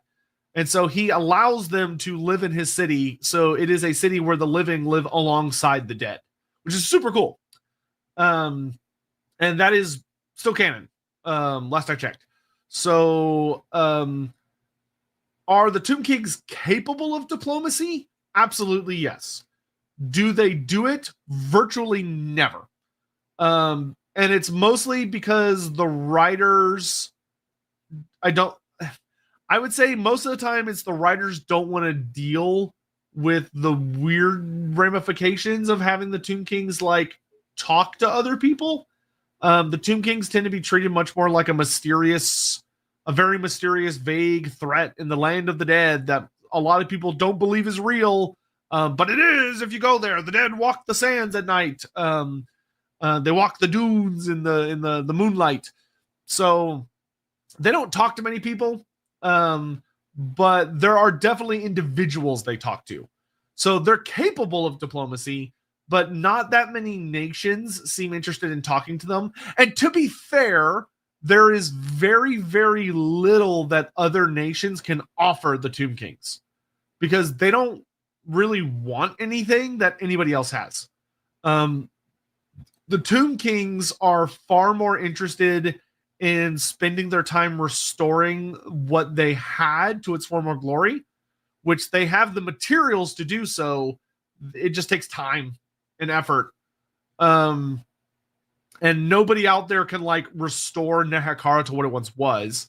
You know, there's nobody that can come in and purify the River Mortis and turn it back into the River Vitae, or the Great Vitae River. So that there's just really nothing anybody else has to offer them. And they're such bitter assholes, and are constantly dealing with obscene amounts of infighting, that they just aren't really interested in dealing with anybody else. MEP 1990. If I understand well, differences between high elves and dark elves is purely cultural. Is there any instance of a dark elf turning into a high elf or vice versa? Yes, that has happened. There are converts. There are agents that are sent to spy on the different, lands. There are high elf spies in Nagaroth, and there are dark elf spies in Ulthuan. Writers like to forget this for some reason and tend to make it where there's like only dark elf spies in Ulthuan, and then they just completely forget that the high elves are also very good at espionage. But whatever. Generally speaking, there is very, very little difference between high elves and dark elves. And what difference there is can be easily masked using like various mundane and arcane means. So like dark elves rather universally tend to have black hair or white hair. High elves tend to have a much broader range of colors. A lot of blondes, a lot of like red hair, or like just different hair colors. Also, dark elves tend to be significantly more pale than their high elf companions, but the differences are fairly subtle. And even then, they're not guaranteed. But there are tons and tons of spies both ways. But there have been spies both ways that have completely like gone native. they have betrayed their fatherland or motherland for this new place for whatever reason. There have been high elves that have fallen to the dark elves because they come to believe that Malekith should be the true Phoenix King, or they come to believe some story or hidden truth about the Ulthuani elves and like the nature of the Phoenix Kings or what have you. Or you might have it where they fall in love with somebody, and they fall in love with someone, and so they join to be a part of whoever that is, or they get in too deep. Or maybe like a high elf ends up becoming addicted to the wild freedom and abandon that a lot of dark elves are able to indulge in. Or many dark elves may see that high elf society is able to exist without wanton cruelty and like needless bloodshed, and that a life of balance is significantly more healing. And it happens. Not a lot, but it does happen. Beermon Bastard says, for a 40k strategy game, would you prefer it Total War style or maybe more like Stellaris? Personally, I would prefer more of a Total War style. Stellaris to me is not that interesting. I'm gonna be honest. I really like having a battle system. Like the closest thing I've played to I played Stellaris before, and I realized very quickly it was not for me. The closest thing that I've played to Stellaris that I enjoyed was probably, what is it? Not Endless Legend, because Endless Legend's the fantasy version. Endless Space, the Endless Saga. I forget what the space version is called. But Endless Legends is pretty goated. Love that shit. But there's a space version that I also found quite fun. But I would definitely prefer Total War style, because I feel like real-time strategy battles is a market that 40K used to be very good at and has not been very good at in a very long time. And I think that a good real-time strategy battle game for 40K would be very popular. Do you think CA will start selling feet picks? What makes you say they haven't already? Maybe you just don't know where to find them. I've heard that if you know the secret backways into the CA forums, you can totally find feet picks. MEP 1990. Also, what about Wood Elves? Is there a magical pact between the Force and the Elves? So not purely cultural. But could a Wood Elf convert? Based on what I have read, the answer, I think, is generally no. Because the Wood Elves, the Azrai, are not like other elves. They are spiritually and physically, in many ways, bound to Laurelorn. So, that being said, I don't think it's impossible. I do think Laurelorn, the forest itself, would have a vested interest in like them infiltrating the likes of Avalorn and maybe some of like the forgotten, the deep and terrible forests of Nagaroth. And they could end up falling in love with those places and choosing to stay there. That is possible. I think it would be exceptionally rare. But could a High Elf or a Dark Elf join Laurelorn? Yes, I think they could. I think that would be much easier than the reverse. But I still think it would be quite rare because, like I said, there is something in the later lore. There is something deeply unique about the Azrai compared to the other elves and their relationship to the forest. Aeonir, it would be like no big deal at all whatsoever. Because the Aeonir, as they exist within like the roleplay game, are more like OG elves. They're not really that closely bound to the forest. They're not even remotely closely bound to the forest compared to like the Azrai. So they're basically just like normal elves. So they could very easily interbreed culturally with like Dark Elves and High Elves and stuff. The Azrai would be the trickiest one because it would depend on the nature of their pact. What about Chaos Dwarfs? Nope. Chaos Dwarfs that is a one-way trap. That is a one-way trick because they have been deeply, deeply mutated over a significant period of time. They are no longer dwarfs. They're basically their own completely unique species. It'd be like trying to say, could a halfling become an ogre? Like that's almost how distant they are. They look very similar from a very far distance, but the Chaos Dwarfs are no longer true dwarfs. They're very, very different. Like they don't even have their natural magic resistance. Chaos Dwarfs do not have the innate anti-magical qualities that regular dwarfs have because they've been so drastically altered by Hashut and the Sorcerer Prophets. So no, I don't think that would be possible short of like an absurdly powerful divine intervention type scenario. Texas Arbiter, thank you for the $1. Appreciate it. You're casting Warhammer film. Who do you cast Nick Cage as? Conrad von Karstein. I think Nick Cage would kill it as Conrad von Karstein. He's got that level of like he could do it. Surely you all see it. He could do it. Diamond. So there are no elven gods. They're just gods. Why is it certain gods need to be tied to certain races while others aren't? For example, Cain is worshipped by both humans and elves, but Ulrich is almost exclusively worshipped by humans and is served by elves. Unless you believe the Tomb King thing. So the answer for this, would likely be it's geographic, where certain gods are tied to certain regions or certain areas of the world, and so they only interact with the people that or the peoples that live in those areas, which means that they're and most of the Warhammer races do not intermix.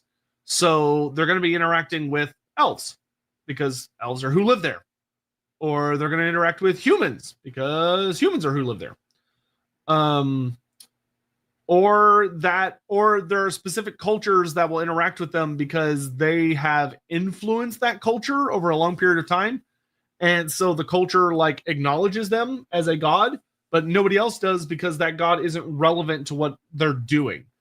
The elves of Ulthuan, for instance, or the wood elves do not have to suffer through incredibly brutal winters, where they're having to fight for survival, and it's survival of the fittest, and it's extremely brutal. So they don't need a war winter god. They have Cain, who is their war god, and Cain suffices. They have no need of the likes of Ulrich. Ulrich seems to have sunk his claws into the Teutogens a really, really long time ago. And if you believe, the histories and the sagas, Ulrich originally came from way up in the Ulrich originally called to the Teutogens while they were up in the eastern steppes, or the Chaos Waste, depending on how you want to look at it, and kind of led them down or called them down to where they discovered Ulrich's sacred hunting grounds, which was what we identify now as the Empire, when they came over the World's Edge Mountains, or if they took the long way around, came up through Blackfire Pass. It would probably be geographic is the main thing. Hasn't Ulrich bound himself to the Flame of Midnight? Debatably, yes, but he did. There was a notable part of time before he did that. Hi, Sotek, how you been? I've been pretty good. I'm very tired today. I didn't sleep super well last night, and I was up kind of late, but I'm doing well. Nolan LaRock. Weird question, but how would Korgus Cool do in old world fantasy? Would he be the same or stronger? Korgus Cool would pretty much be the same. He would be a very powerful Chaos Lord of Khorne. I don't think he'd be all that different from Arbal the Undefeated, except for Korgus Cool has been defeated. So he wouldn't be as high in Khorne's esteem as Arbal or Valkia.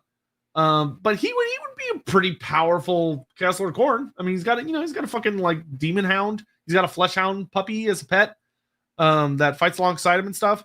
So, he's up there, but he's not as powerful as the likes, or he's not as favored, we'll say, as the likes of Valkia or Arbal.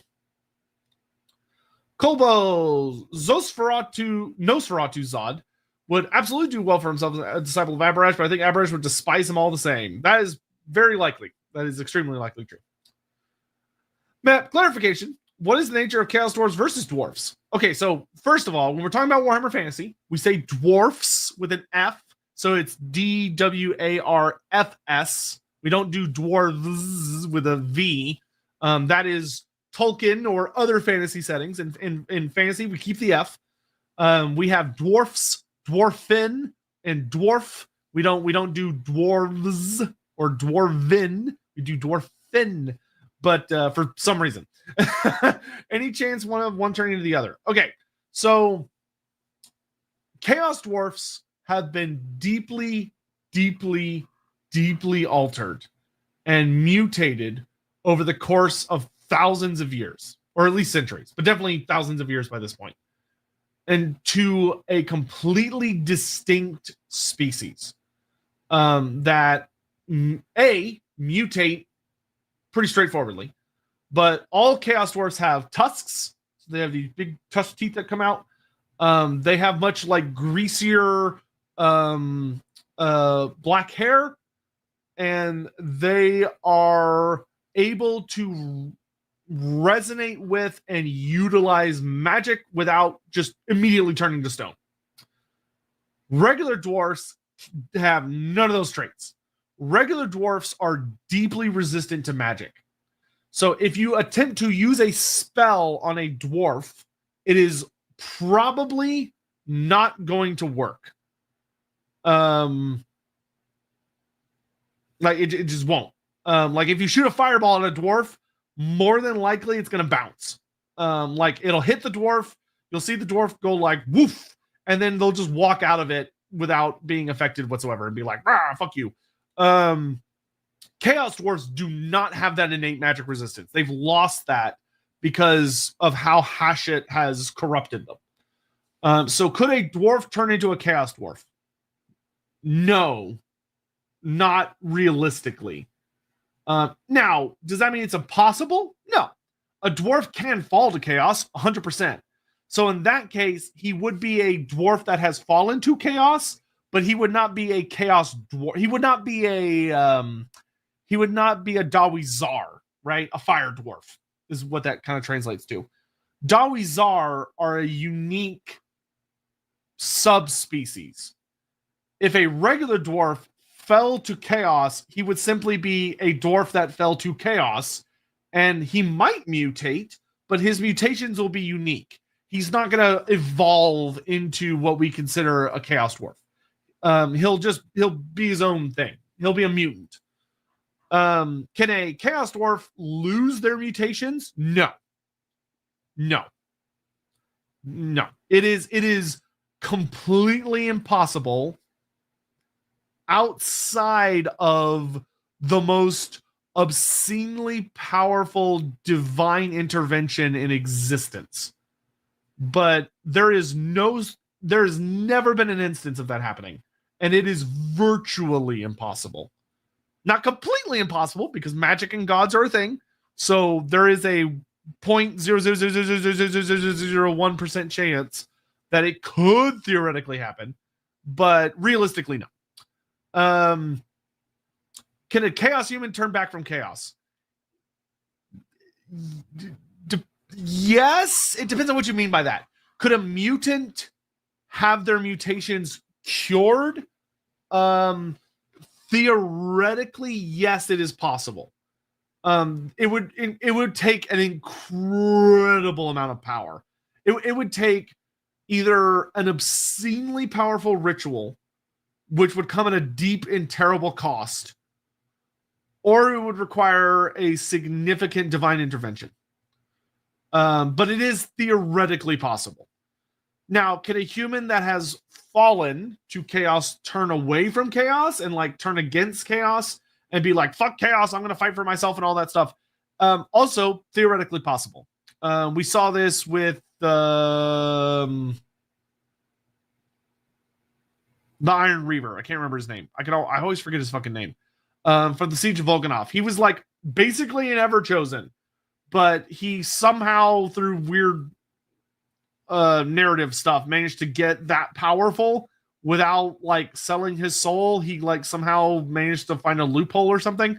And he chooses to die as a man, not as a servant of the dark gods, because he gets revenge for his people being slaughtered by an empire raid.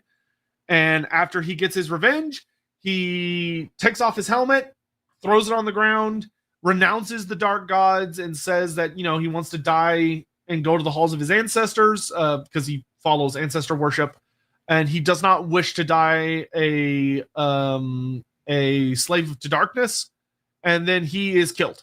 The Empire kills him because the dark gods are like, ah, fuck this guy. And they pull back all of their gifts. So he basically just becomes a regular guy. And a bunch of Empire greatswords kill him. I can't. Why the fuck can I not remember his name? Somebody in chat will remember his name. The Black Iron Reaver. But yeah. So it's possible, but it is very difficult and very rare. Yeah, Lord Mortkin. Yeah, Lord Mortkin. Yeah, cool guy. Who wins, Sigmar versus Tiber Septim? I don't know a lot about Tiber Septim off the top of my head. I'm just going to say Sigmar because whatever. Sigmar always bullshits his way to victory. Singemeister, so if Stormcast are kind of like Chaos Warriors of Order / Sigmar, could there be Forsaken or Chaos Bond equivalents or AOS Order? Yes, they're called Lightning Geists. Lightning Geists are an established thing in the lore. We are seemingly getting close to them maybe coming to tabletop because we are now dealing in the Ruination Chamber in Age of Sigmar 4th edition. And the Ruination Chamber is very much the Ruination Chamber is very much Stormcasts that are kind of fucked up. They are Stormcasts that are kind of getting really close to being broken mentally and physically. But if they go too far, they become Lightning Geists. Chris, bloodlines in game are distinct, but functionally, is anything stopping a blood dragon from becoming a great wizard? Feeding on Dar, becoming a necroarch-ish? No, nothing is stopping that. It's just that vampires, when they turn people, they tend to turn individuals that they think would make good vampires. Because turning into a vampire is not... If a vampire bites you and like feeds on you in Warhammer, that does not turn you into a vampire. That you just lose some blood, and it may be a very pleasant experience or it may be a horrifying experience if you survive. But you would just be like a thrall, but you're not a vampire. You're just a guy that got bit and had your blood drank. To become a vampire, you have to go through a process known as the blood kiss, which is done very deliberately. It cannot happen accidentally. It cannot. It has to be done deliberately. It's way too elaborate of a process to happen by accident. So vampires, most but not all, are fairly picky on who they turn, and they tend to turn people who have a similar mindset or set of skills. So, and when you turn, you tend to, follow whoever it is that turns you, and they tend to lead you down a particular pathway in unlife. So you tend to end up kind of like them. That being said, there is absolutely nothing stopping a vampire from choosing to focus on different skill sets or abilities or what have you, and developing those skills and abilities and becoming very proficient. Nothing stopping that. Donoman, it's kind of weird the swords don't use ranged weapons. With their strength, I can see them using very powerful bows or large javelins very effectively. Yeah, it is kind of weird when you really think about it. Especially because if they were designed to be the ultimate soldiers, you would figure the old ones would want them to be proficient at all weaponry, not just melee weapons. Just saying. But for whatever reason, the old ones did not see fit to do that. They thought melee was fine. Granted, the Skinks do have the range situation covered very, very well. But yeah, no, you're not wrong. It's weird. Clearly the old ones had a very specific, hyper-focused intent behind the Saurus. And the only thing I can really think is that I would guess that the old ones had limitations on their ability to uplift species. They couldn't just create life. Everything we've ever seen about the old ones indicates that they were not capable of spontaneously creating life. That was not possible for them. The only thing they could do was take what already existed and uplift it into something new. Or better, depending on your definition. So it could be that their uplifting of the Saurus into what we know now as Saurus, the limitations that they were working with, where they're trying to create a species that can basically be like genetically printed from these big spawning pool bioprinters, there were limitations that only allowed them to fulfill certain functions before they were kind of like maxed out. And they just hard spec them into melee. Like they looked at the tech tree when they were playing their version of Spore, and they were like, all melee, all close combat, and they just maxed that tree out. And then focused on other aspects for the other lizardmen. Who's this? Hard to say. Baron Von Besser, lore-wise, who's your favorite character from the Vermintide games? Barden, probably. I mean, they're all wonderful characters. They're fantastic characters. I love them all very dearly. But they're all very different. I I really like Saltspire though. Like Saltspire has a really cool storyline over the course of the games, but I do really love Barden. So it'd probably be between the two of them. What do I think of the newest set of missions? Pretty good. I haven't played the newest one yet because I was in. Me and Andy are going to play it. Stay tuned when he's feeling better. We're definitely going to do like a Vermintide stream on like the easiest difficulty, because that way we can just like enjoy the lore and like look around the map and talk about what we see and all that jazz. So stay tuned for that. Charles DK, are the Lizardmen spaceships fixed/repurposed silver ships or their own creations? If they're based on silver ships, why are their temples gold? So both is probably the correct answer. Some of them were probably OG Old One ships, and some of them were probably ships that were built later by the Lizardmen during the era of the Old Ones.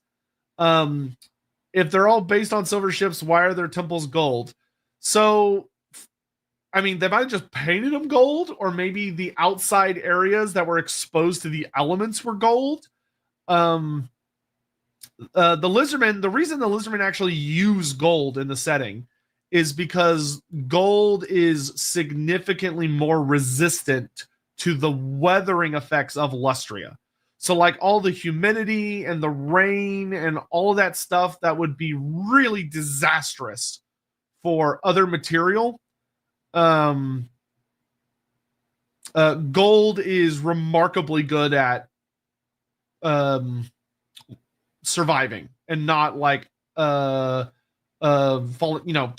or like rusting or whatever.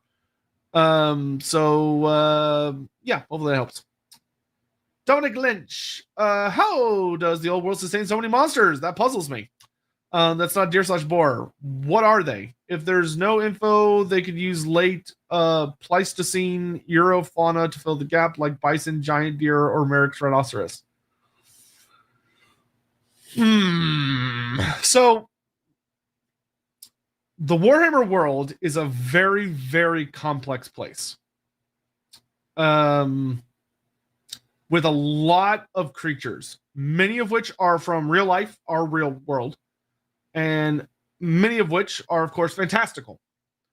That's before you get into weird shit like chaos mutating normal animals into something kind of close to a normal animal, but not really.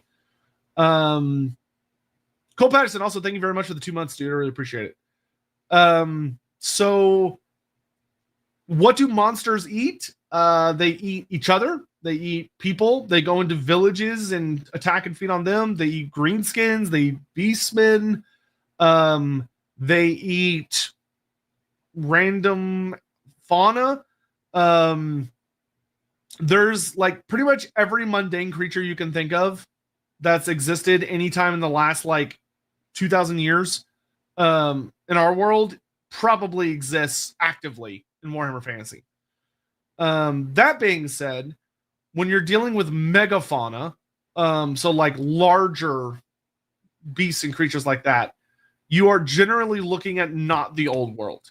You're generally looking at the Mountains of Morn, or you're dealing with Lustria or Nagaroth, or like more exotic locations. The old world tends to be fairly dialed in to like modern-ish creatures, not prehistoric creatures. But you have to remember that magic is an active force in the world. So even a lot of the like regular critters, many of them, because of all of like the Gyran and the Gur to be found, are going to be much larger and meatier than they might otherwise be. Which is why like giant wolves are fairly common in the Warhammer world, because there are wolves, there are regular wolves, and then there are giant wolves, which are bigger. And then you have like ice wolves of Norsca, which are even bigger. So there's tons and tons and tons of very big beasties out in the world. And because of the nature of magic and chaos, a lot of them will be even bigger or more robust than they would already have been. So there's a lot of shit going on. But whenever you are looking for, if you're ever wanting like prehistoric creatures, depending on what level the prehistoric calendar you're looking at, you want to turn your attention to the Mountains of Morn, mountain peaks in general, and the New World, because that's where you're going to find a lot of them. Theoretically, everything you can think of exists somewhere in the Warhammer world. Literally everything you can think of, everything exists somewhere in the Warhammer world. From Eggman, so if you ended up in the Warhammer world, the Order factions believe you were from another world. How interested would they be in our world after being told we don't have Chaos or Skaven? They would want to come here immediately if they had any form of a brain. Assuming, of course, they didn't have... So one thing that we've talked about with Andy is the idea that like life in the Warhammer world has kind of evolved to deal with its environment. So obviously the people in the Warhammer world live in a magically saturated environment for the most part. So if they were to come to our world, they would come to a world that has zero magic. Absolutely none. And that could cause some dramatic downsides with their etheric senses and their etheric organs.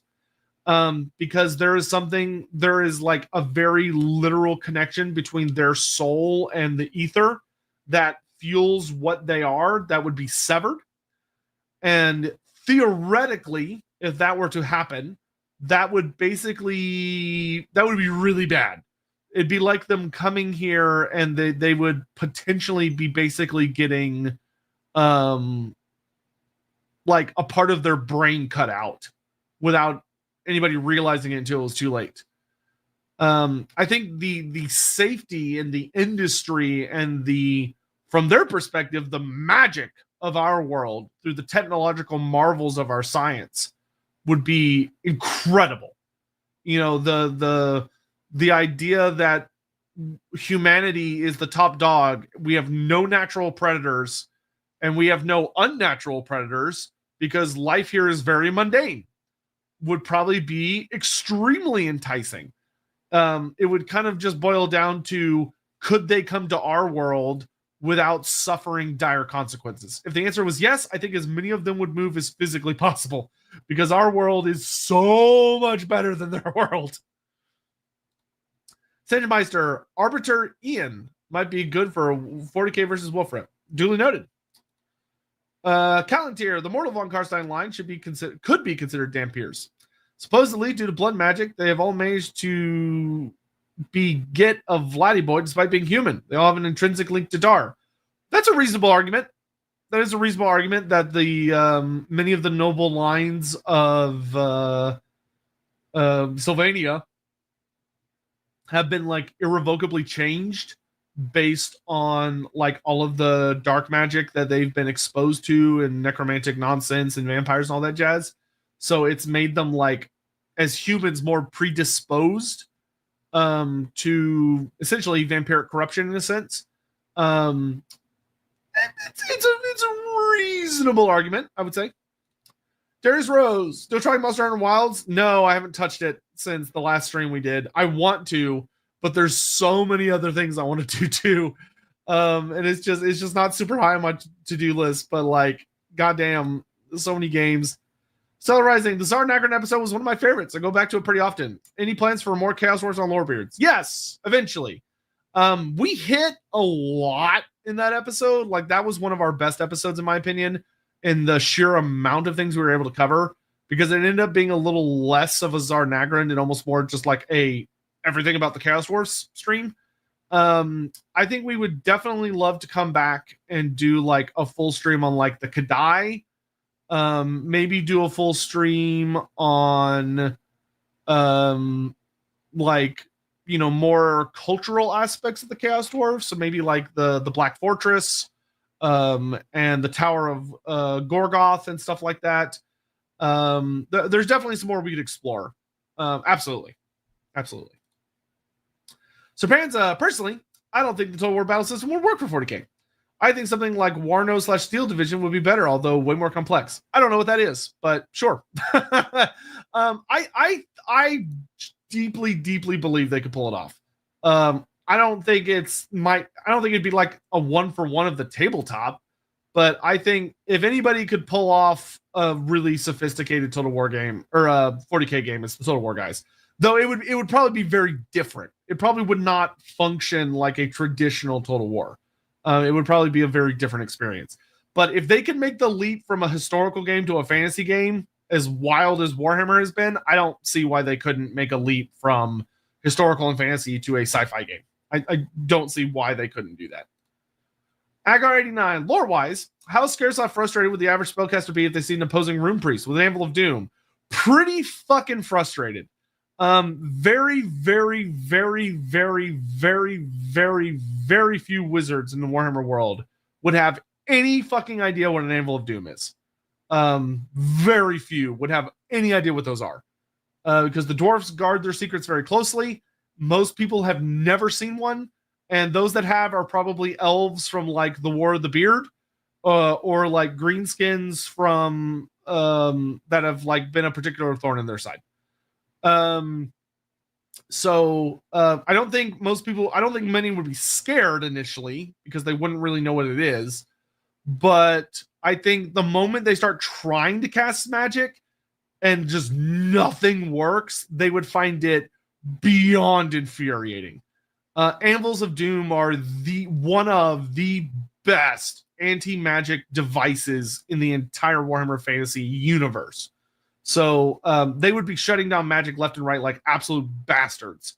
And I think it would drive some wizards to the brink of tears, if not insanity, as they're trying to control the winds and the dwarfs are just deadening them and just plucking their spell, like either shattering their spells with their own like rune forging, or being able to like practically pluck the spells out of the air and ground them through the anvil into the earth harmlessly.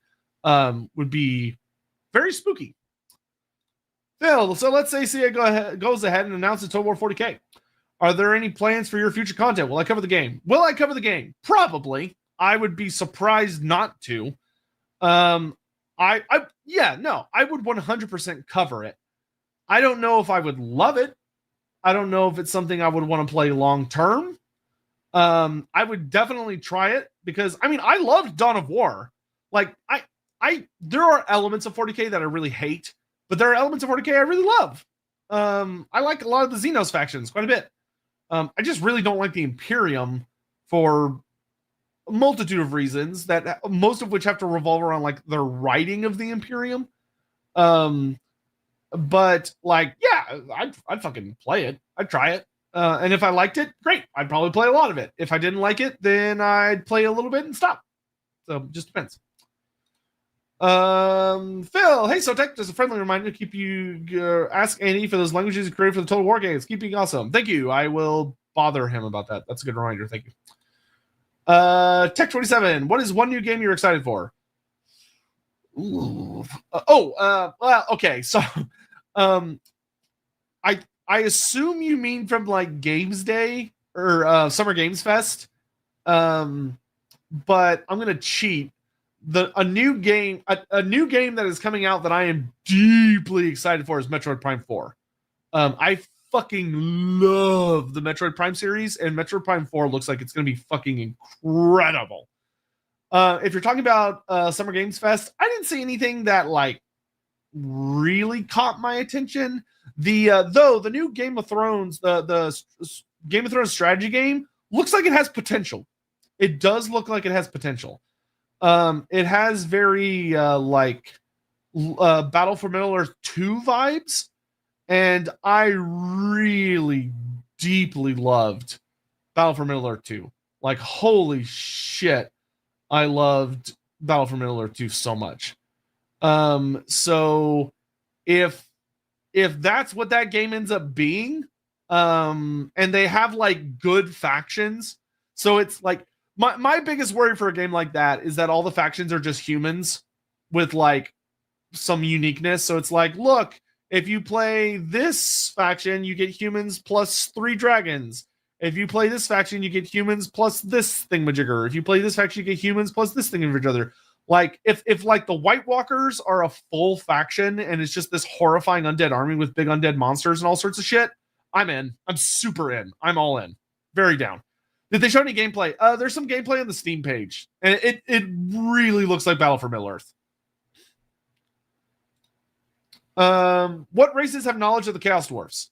Dwarfs, Elves definitely would. All three elves would definitely know of them. Very specific individuals in the Empire would know, but not the general. I think relatively few people in the Empire would know. Virtually no one in Bretonnia would know. Very few people in Kislev would know. Skaven would definitely know. Lizardmen would have no fucking idea. Except for like maybe some of the Slann, but most of the Lizardmen would have no idea. Greenskins would know, depending on the tribes. Some of the Greenskins would know. Ogres would definitely know. Warriors of Chaos 100% know. Demons know, depending on your demon. Warriors of Chaos obviously depends on which tribes you're talking about would know. Cathay definitely knows. Tomb Kings would probably, depends on the Tomb King, they might or might not. Vampire counts would, depending on the vampires. So Sage Kinshu, we actually know from the lore we've gotten from like Total War and stuff that there's a dwarf district in the Cathayan seaports on the East Coast. So if you go over to like what's it, Beishai, the like major port cities, they have like large amounts of diaspora. But they have like, they have like a dwarf quarter or a dwarf district. They have like an elf quarter or an elf district. So they know the dwarfs. Fishmen would not know. I feel like fishmen would be I doubt the fishmen would even know what a dwarf is, to be honest. Outside of like a very specific group of fishmen in the Black Gulf, if there are any. So yeah. So I think in answer, most human factions would probably not know what the Chaos Dwarfs are. Most other factions probably would. Beastmen wouldn't. The vast majority of Beastmen would not. I don't think either. Also, Lizardmen would definitely not. Hendrik Veerbeek in a Wolfrup game want to know the details about end of fantasy for visions, like for best knowledge of how it blows up. What book do I read? So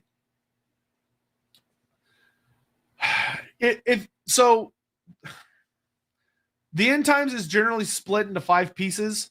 If you want to know about like what happens in Sylvania and kind of like the starting phases of the end times around the globe, you want to read Nagash, and obviously anything to do with Nagash and Nehekhara and like the rise, Nagash's great return.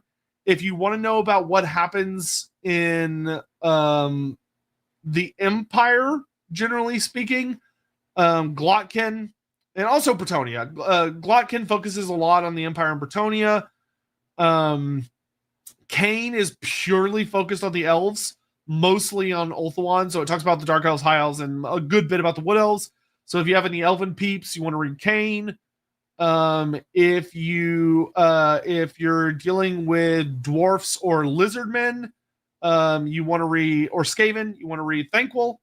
And then if you're wanting to deal with like the big boom and you're just wanting like the major finale that obviously focuses very heavily on the Empire, but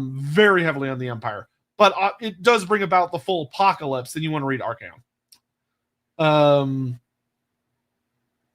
But if you're talking about like the specific knowledge of the specific thing that happens that destroys the world, you would want to read either the big Arcane book, if you can find a copy, which is very difficult, or you can just read Lord of the End Times for the Black Library version. It's good enough. It's not great, but it'll get you through. Copatis saying, with Chaos Realm time travel weirdness, can an AOS army get to fantasy or vice versa? Yes. Yes, it could. We actually see this happen in Age of Sigmar. I don't want to give super big spoilers. All I'll say is if you read the Gotrek series, if you read all of the Gotrek books, or listen to them, but watch or listen to them from Age of Sigmar. One of the books deals with this topic. I'll just leave it at that. But yes, you could absolutely do this. Niastra, if a vampire dies in a forest, does it make a noise? The answer is yes. You can trust me on that. That sounds like something your sister would say, not you, but go off, Queen. Jenny Fox, is makeup common among various Warhammer races? Yes. Humans are big into makeup. Certain elves definitely do makeup. Dwarf, yeah, I would say any like sufficiently cultured species would use some form of makeup, and even like your savage species would probably use something akin to it, depending on circumstances and how strictly you're defining it. But humans and elves and dwarfs probably definite hard yes. Watchdog 3079, more on Vermintide. What are your favorite career paths and the story implications in there? Sienna's necromancer, which I predicted for the longest time, and people said I was crazy. People were saying I was making up bullshit. They said I was an idiot, and I was right because I'm always fucking right.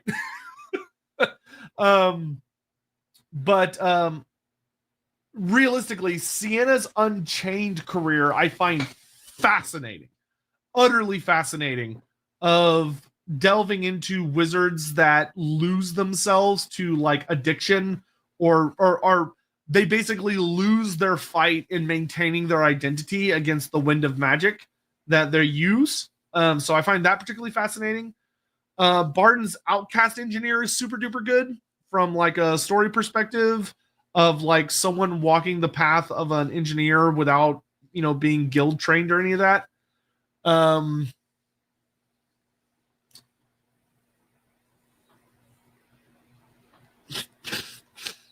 Warrior Priest Saltspire was a treat for me because it's revealed in the story that the voice of Sigmar that Saltspire was hearing through that led him to become a warrior priest wasn't Sigmar. It was Be'lakor. But Victor still manifests divine miracles. Like he manifests miracles and prayers and stuff. And it appears to completely and utterly be Sigmar's influence, and he's able to wield those powers against Be'lakor, which does seem to imply that Sigmar is indeed backing him up, but Be'lakor is the one that set him on that path. And that is awesome and ties in really, really well to a lot of what like the Enemy Within covers and the Sigmarian heresy and all that shit. So yeah. From Eggman, it would be funny to see the Vermintide crew get TP'd to the Left 4 Dead universe with their god's protection from green flu. Dude, the Vermintide 5 would absolutely curb stomp. Like, basic, like, Left 4 Dead universe where you have basic bitch humans wielding guns able to, like, get shit done. The Vermintide 5 would just curb stomp. Like, they would absolutely annihilate that shit. That would be ridiculous. They would be grossly overpowered. It would be hilarious, but yeah, no, they would obliterate that shit. I need Saltspire screaming at a tank. You mean screaming from a tank? The Left 4 Dead survivors to Warhammer with unlimited ammo, and the Warhammer gods don't let the green flu spread. Yeah, I feel like the Left 4 Dead survivors would probably die very quickly. I'm going to be honest. Even with unlimited ammo, regular humans, and it's just a squad of humans, like nothing else. They would do okay for a little bit, but the first time they like came up against most wizards, they would die immediately. Like the first time like a Nurgle sorcerer or like a Grey Seer or something saw them, they would just they would probably die very fast. How would Outdoor fare to an Anvil of Doom? Like the city of Altdorf? Do you mean like the colleges of magic? Anvils of Doom are exceptionally powerful, but they do have limits. And Altdorf is situated on a magical confluence. So where like very parts of the geometric web meet, and also parts of the way the vortex draws in magic, where like some of that meets up. So it has a significant amount of magic. And And that's before you get into all the shit the colleges have done. So when you're going up against that sheer amount of magic, and that many wizards versus like a single Anvil of Doom, the Anvil of Doom is going to get completely overwhelmed. There's only so much it can do by itself. Now, if you had multiple Anvils of Doom, like the Dwarfs did when they fought the War of Vengeance, where they wheeled out several of them for like the sieges of Torlesi, or, you know, there was like a shitload of rune priests out there with it, or runesmiths and rune priests. Anvils of Doom would give them a pretty nightmarish advantage for shutting down magic, but it's not flawless. Anvils of Doom are very, very difficult to use, and they actively require like active use upon the battlefield. And if a rune lord is not careful, they can miss strike and it can detonate and blow itself up, or it could just fuck up and just be bad. They are priceless. They are seemingly impossible to make nowadays, and are exceedingly powerful. So that being said, if the dwarves, for some crazy ass reason, if the dwarves were going to lay siege to Altdorf, they would absolutely bring several Anvils of Doom to deal with the college's magic. Like, they would probably bring like a good... Now, you wouldn't need a lot. Like, I would say like probably like 3 to 9 probably Anvils of Doom would be capable of taking on the college's magic. Like, that's how fucking ridiculous they are. Like, if you had one Anvil per college, I genuinely think the wizards would be kind of sweating. Because they're nasty. They're super nasty. Mr. Pig, in the topic of all ones creating life, is it possible they could, but it wasn't worth the effort compared to changing what already say exists? That could very well be the case. Could be that the effort of creating new life, of having to like custom build bodies, custom build a soul, make sure that the species is stable, make sure it's capable of procreating, make sure that it's not like too in the ether, but isn't also too grounded in reality, and yada, yada, yada. Could be that's very possible. But I will note that there's no evidence that they're capable of it. Like, there's nothing in the lore ever that has ever suggested that the old ones just spontaneously create life. That has never happened. Every piece of lore we have about the old ones, dating back to 3rd edition, says they always uplifted species, and they would like raise some up, destroy others, and the ones that they really liked, they would take with them across the stars. Like, if you go back to like pre 8th edition, I can't remember if it was the case. No, pre 7th edition, I think. If you go back to pre 7th, Lord Croak was not born on the Warhammer world, or spawned. In 6th edition and everything prior to 6th edition, Lord Croak was actually like hanging out with the old ones for millennia before he even came to the Warhammer world. Like, he had been alongside the old ones, flying around fucking space, traveling through the realms of chaos or the ether and all that shit. He had been chilling with them for a while before they arrived on the Warhammer world, and they sent him down there with like the first wave to like get set up and everything. And he was like horrifically old. Like, he was so fucking old. Because back then, Lord Croak was the oldest character in the setting. Like, bar none. He was definitively the oldest fucking character in existence. In 7th edition, they retconned it to make his story a little more poetic with the Warhammer world, where he is spawned as the first spawning. To be like the first, you know, he is the first new life form that the old ones introduced to the planet, but his life begins with the Warhammer world, and in the end times ends with the Warhammer world. And then Age of Sigmar said, haha, just kidding, he's back. And he's way better than he was before. So whatever. What you gonna do? Hippopotamus. 1-on-1. Gore the Rock Johnson versus Tarks the Breast Bull. Who comes out on top? What about Nakai versus Tarks? What tier could Gorok defeat reasonably? That's really hard. Gorok is notably smaller than Tarks. And Tarks is a big, beefy, borderline immortal motherfucker. However, Gorok is significantly more experienced and older than Tarks is.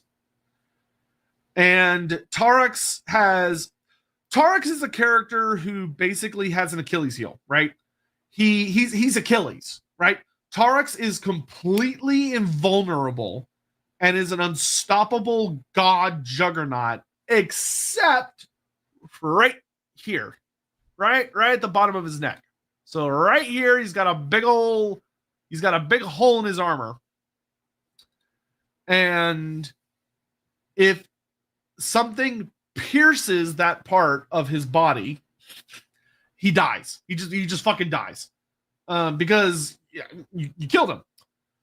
So generally speaking, and this is super general, so take this with some hefty salt, because it would not be hard to make counter arguments against this. But the way I generally see it, Gorok's weapon, which is called the Mace of Olomach, is sentient. It's vaguely sentient, to the point where when Gorok is fighting, the Mace of Olomach canonically guides itself to strike the enemies that Gorok is fighting in their most vulnerable points. So like when he's swinging it, it kind of like self-corrects. He's got an aimbot essentially. So he aimbots to how in Fallout when I forget what it's called, but it goes the beep beep beep beep, and then it shows their body and the percentage chance of critting or whatever. It's basically like that, except for it just automatically goes to the weakest spot while he's swinging it around. And so it is thank you. So it is, and the other thing is that Tarks is a juggernaut. His whole thing is that he charges something and he's got his big axes and he tries to overwhelm you through sheer ferocity and sheer strength. Gorok is very uniquely designed to hard counter that because of the Shield of Eons, where the Shield of Eons is like a fucking slab of this impossibly hard, basically Gromril, volcanic uber rock that is supposedly just utterly unbreakable, and is impossible for pretty much any lizardman to wield except for Gorok, because Gorok is so monstrously strong. And Gorok slams that shit down, and it's so stupidly impenetrable that it turns him into impassable terrain. So if something charges into it, it deals damage to whatever charges. So if a Stegodon were to charge him, he puts his shield down, and the Stegodon slams into his shield and snaps its neck, right? So Tarks would be able to be a problem for Gorok. But if you're going by things strictly as they're written, Gorok has the hard counter to Tarks's main power, which is that juggernautness type style. And he also has a heat-seeking missile for a mace that's spiked well enough that it can crush Tarks's throat and kill him. So I would argue, and this is just my opinion, I would argue that Gorok would kill Tarks the vast majority of the time. That if you were to have 100 matchups between the two of them, Gorok comes out on top 85%. Nakai versus Tarks, Nakai would probably die. Nakai does not have the same advantages. Nakai has extreme endurance. He is extremely powerful.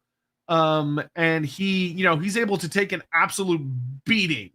But Tarks, by lore definition, Tarks is literally invulnerable unless you hit him in his weak spot. And that is not something Nakai is good at. Nakai is more of a tank who is able to just take an absolute beating and unleash Godzilla strength blows against his enemies, but I don't think he would be able to secure the kill very reliably. Because Tarax isn't stupid.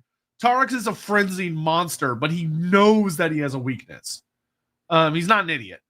And I don't think Nakai would be able to effectively exploit it. And so I think Tarax would kill him. What tier could Gorok defeat reasonably? But Gorok's pretty nasty. But if Gorok goes up against anyone that is an exceptionally skilled duelist, or someone that has excellent skill at arms and single combat, and relies far more on finesse and skill and avoiding being hit, is going to do much, much better against Gorok. Gorok tends to heavily punish characters that rely on blitz. So characters that rely on like a very sudden, powerful attack that's meant to kill their enemy and then they move on, they tend to really struggle against Gorok. But if you have someone who's more about endurance and is very, very good at constantly parrying and looking for openings to just sort of keep hitting Gorok with like death by 1,000 cuts, that will kill Gorok.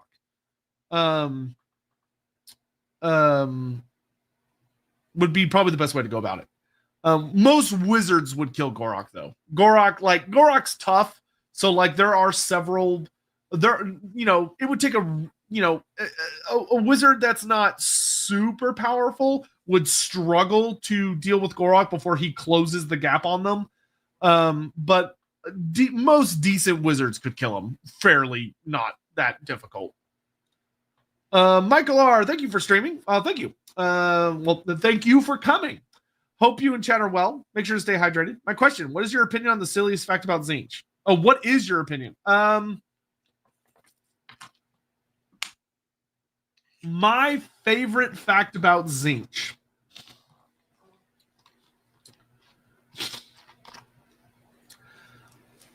Probably my favorite fact about Tzeentch.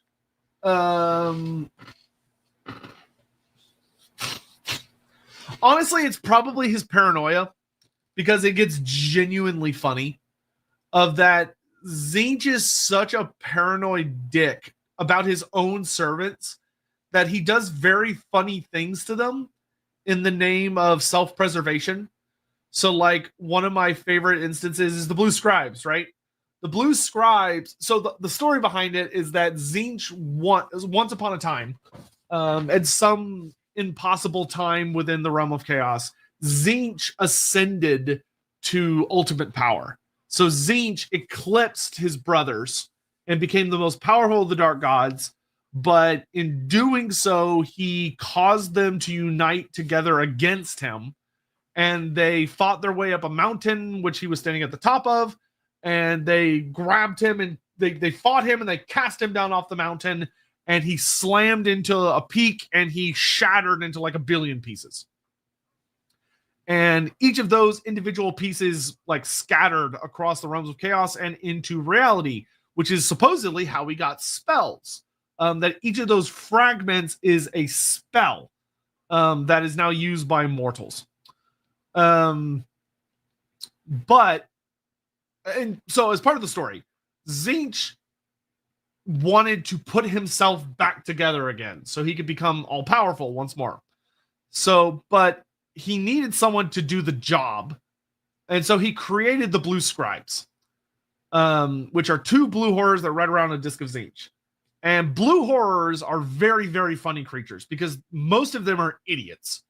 Blue horrors are fairly solemn, kind of foul-mooded horrors of Tzeentch that are incapable of much complex thought or action. And they're just kind of moody dicks. They're very sour. But the Blue Scribes were given enhanced intelligence, but with a very funny restriction, which is that their job is they have to go around and collect every spell in existence, which is literally fucking impossible. Because the problem is, not only do they have to acquire every spell that's ever existed, but they also have to acquire every variant of those spells. And anytime anyone makes a new spell. And when I say variant, I mean if some dumbass is trying to cast like a basic, well, not really basic, but if some idiot's trying to cast Fireball and they bite their tongue in the middle of it, so like they're going, blah, blah, blah, blah, blah, and they like bite their tongue and they say it wrong, they'll miscast, right? But technically, that was a new spell because that particular version of that spell, they didn't cast what they were intending to cast. They cast something else because they fucked up and said the wrong thing, or they stumbled over a word, or they forgot a part, or whatever.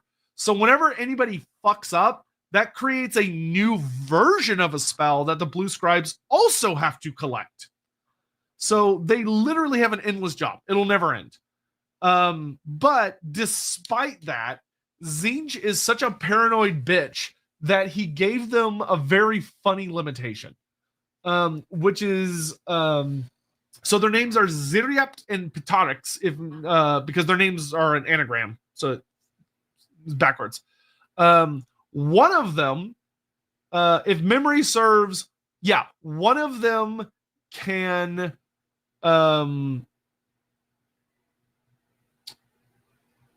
I think one of them can read. It's like one of them writes and one of them reads. And the gimmick is like one of them is able to read off any spell, but he has no idea. He can't read it. So he has no idea what it does. And the other one can like transpose or write any spell, but he can't read it. So the idea is that one of them sees a spell and like writes everything down, and the other one is recording and repeating spells, but doesn't actually understand. So the one that writes can comprehend and understand magic, but the one that can actually read doesn't. And the funny thing that results in is because of Tzeentch's goofballness, whenever they're under attack and they need to like defend themselves or fight, the one that can read but doesn't comprehend has to ultimately defend them. So he just starts grabbing random spells and just reading stuff, but he has no idea what he's casting. So that's why they in tabletop they functionally had random spells, because it's basically like if you gave someone a briefcase that has like a bunch of buttons when they open it, and every button results in some kind of weapon being unleashed, but you have no idea what it's going to be, and it's constantly changing. So like you press a button and it like shoots a rocket at someone. You press another button and it like, you know, it's like a potato gun, or you press another button and it's like a wiffle ball bat. So it's they're very, very goofy, and it makes them so much worse at their job than they need to be. And the only reason Tzeentch did that is because he didn't want them to grow too powerful, which is just very funny because they're a part of him, realistically. It's just goofy. Michael R., do we know anything about the people on the moon, where the Empress is from? No, we don't. We know absolutely nothing. We know nothing. So actually, that's not true. We know a couple things.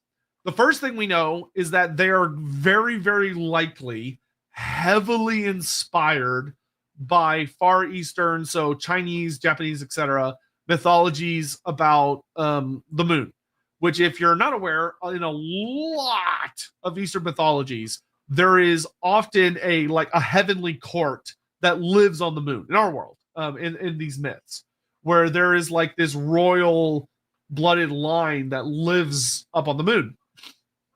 And so Kuei Yin, who is an empress, but she has a royalty, a regalness to her, likely came from this type of heavenly court. And they were very, very likely based on the fact that Kuei Yin has brought her culture with her, they very likely had various cultural aspects that have inspired what Grand Cathay has evolved into with time. So you could very likely argue that they're very heavily inspired by those real world mythologies. But we also know that she is the last one. The rest of them died. We don't know exactly how they died, but more than likely it is that the cataclysm just wiped them out. We know that Morslib is covered in demons. Like there's like horrifying demonic hosts that live on Morslib. So it could be that for many, many years after the cataclysm, there was a war between the two moons. That there were the demons of Morslib invading and fighting against the whatever civilization lived on Manslib. Or the more likely option is that when the cataclysm happened, it sent out like a shockwave essentially of just like raw, horrible, destructive magic that nearly shattered reality and wiped, obliterated the Warhammer world and the moon. But the Slann went like fuck and cast like all the crazy magic they could possibly throw, and they managed to basically stabilize reality and the planet and the moon to make sure that it didn't just go tits up. And it is very possible that that shockwave just obliterated them. It was basically like a nuclear bomb going off, and that just shockwave of raw magic just instantly killed all of them. But the only thing we know for sure is that Kuei Yin is the last of her people. We know they're capable of shape-shifting. I guess we also know that. So they're shapeshifters. We do not know what their true form is like, because Kuei Yin is not originally a dragon. To be very clear, Kuei Yin, the Moon Empress, is not originally a dragon. I cannot specify that enough. She takes the form of a dragon, and she took the form of a dragon to mate with the Celestial Dragon Emperor, Xin Yang. But originally, she is not a dragon. She is whatever the fuck the Moon people were, which we do not know what they were. And her shape-shifting powers were passed down to their children. And she also taught Xin Yang the magic that allows him to turn himself into a human form. And she also taught that to their children, which allows them to take on human forms. Though Kuei Yin can turn into anything, supposedly. Like she could turn into any being.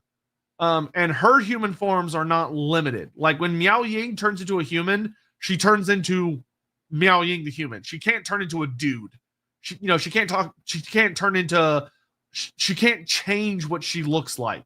She simply changes into a human form.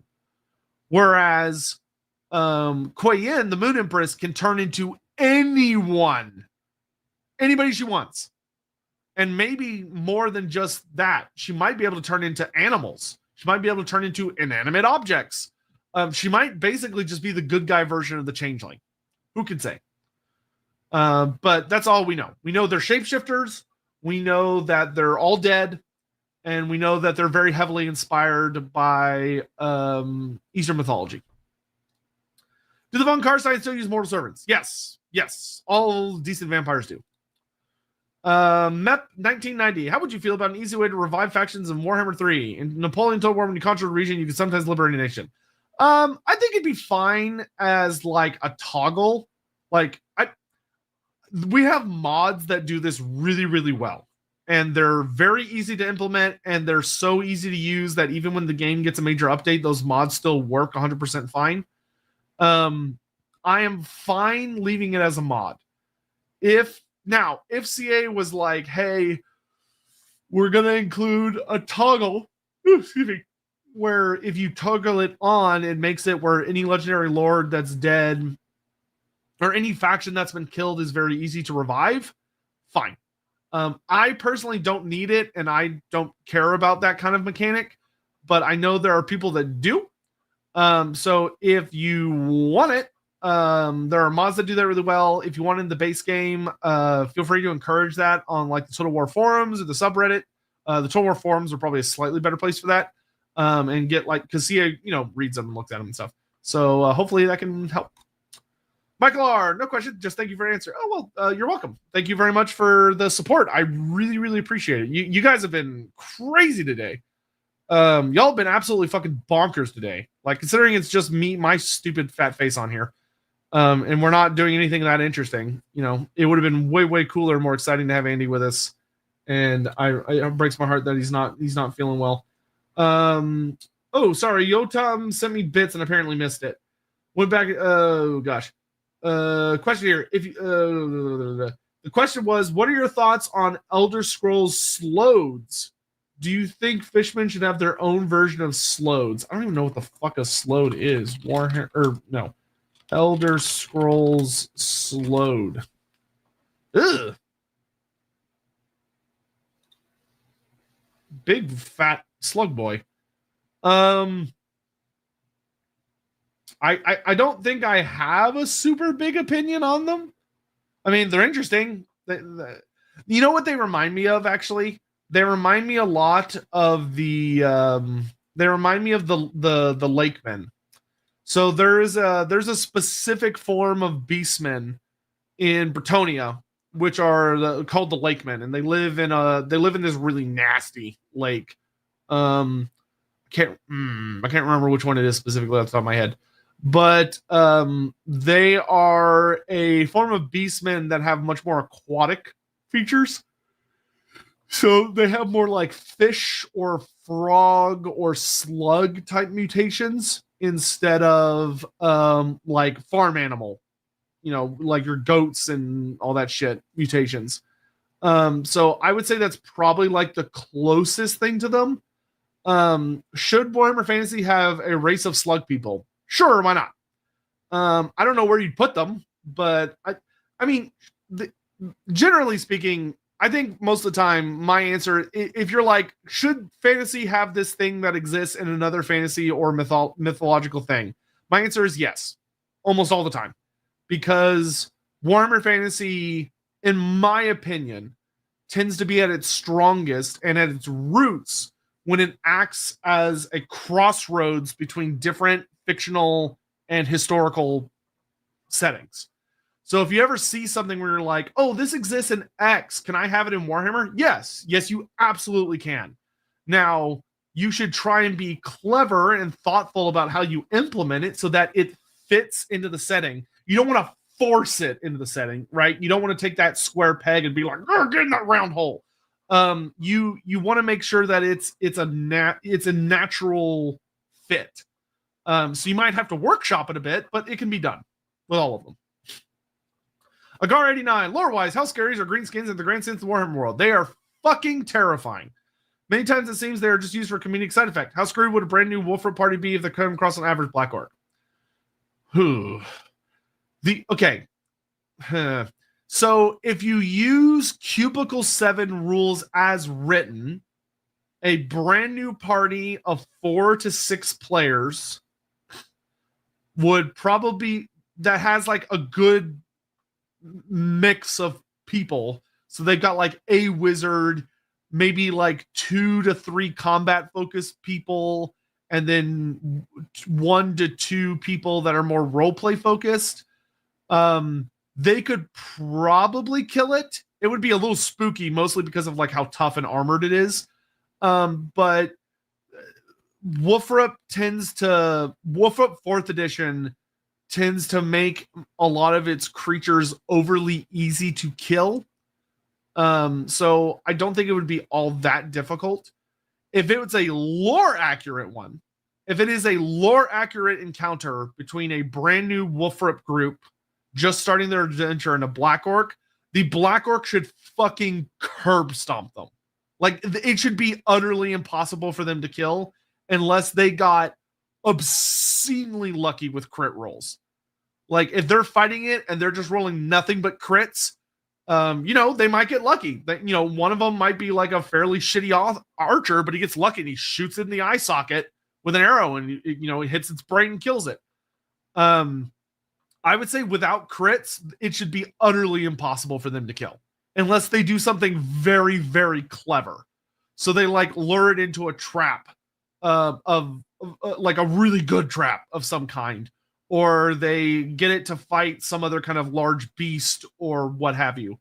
But black orcs are literally just walking fortresses of, like, they're complete. The average black orc is covered head to toe in plate.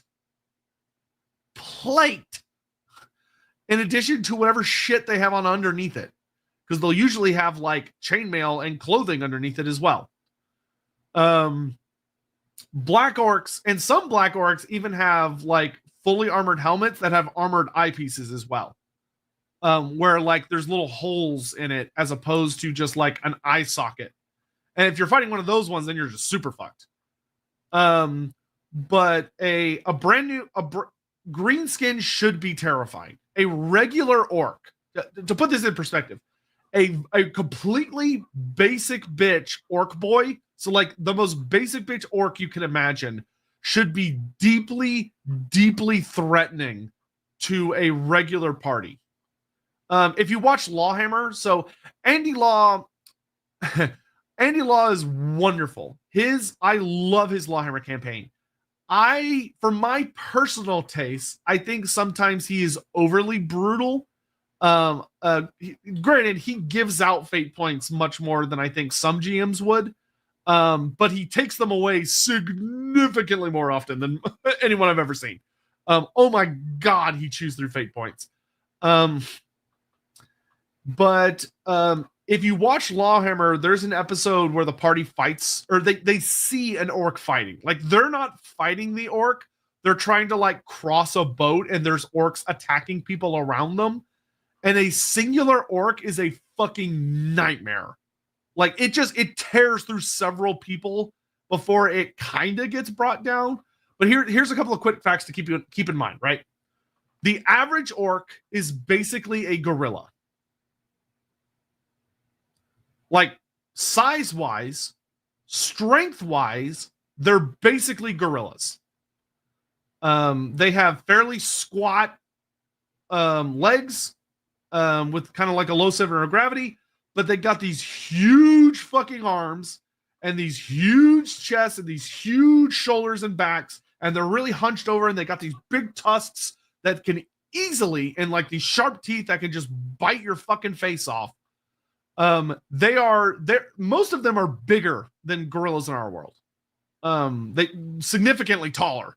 Because the average orc is like your 6 foot, like hunched over. They're upper, very high 5 foots, usually upper 6 foots.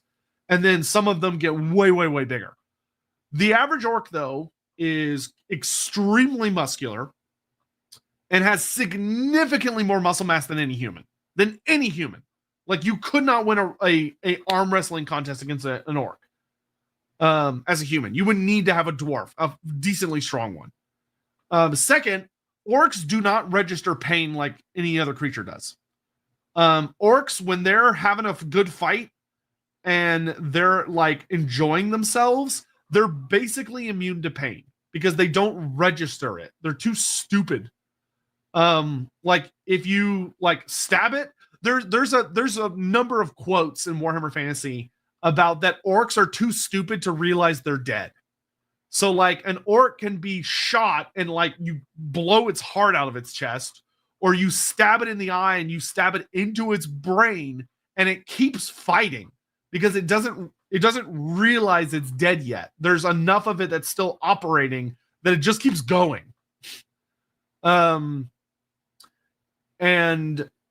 addition, they have kind of freaky regeneration, where if an orc gets like its arm chopped off, it can pick its arm back up and like press it against where its socket and just kind of hold it there for a little bit, and it will reattach.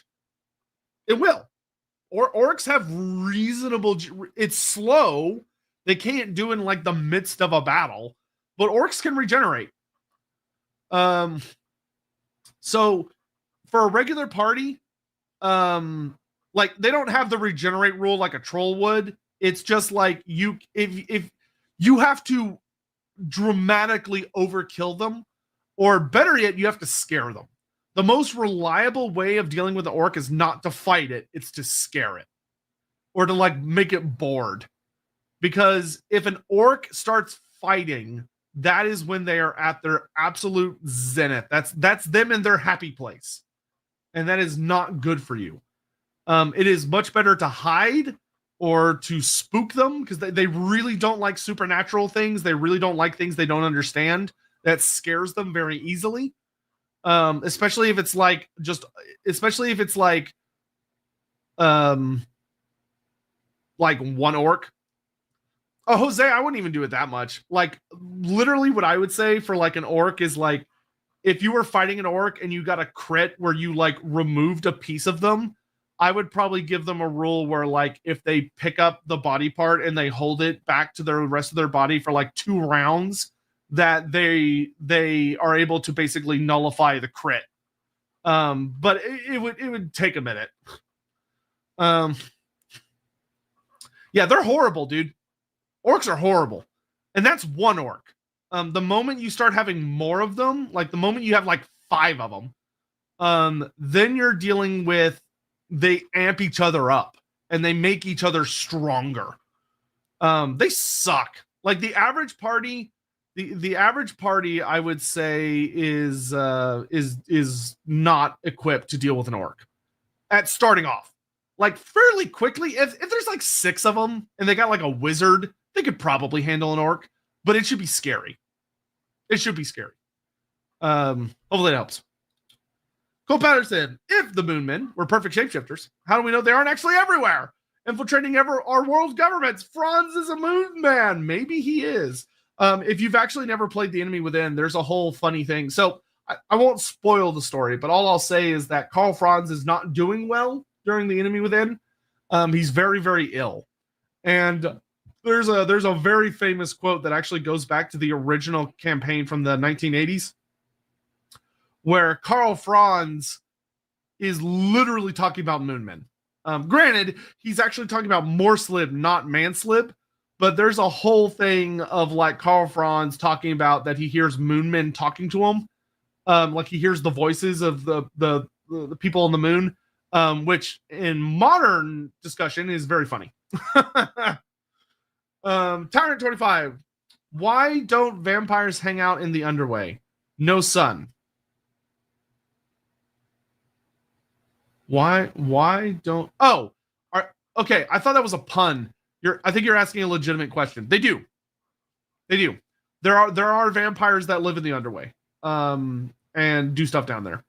That being said, it's dusty. There's no comforts of living. It's dark and oppressive. And there's other horrible things that live down there. There's a lot of nasty shit competing for space. When you're dealing with night goblins and Skaven and then unmentionable horrors that lurk in the depths, the deep depths, the darkness of the world, you go, fuck that. I'm going to go somewhere a little more me-coded. So are there vampires in the underway? Yes. Have vampires use the underway to avoid sunlight? Yes. Is it considered a good idea? No, because it's busy down there. And a lot of nasty things live down there. And that is it. That gets us all caught up. Thank you all so much for the incredible support today. I really, really deeply appreciate it. I wasn't really sure. I thought we were going to run out of stuff really, really fast, and y'all kept me going the entire time. I can actually feel my nose being irritated because I've been talking too much and not drinking enough water. Also, everyone people in chat are saying that Warhammer community has a new article on Grand Cathay.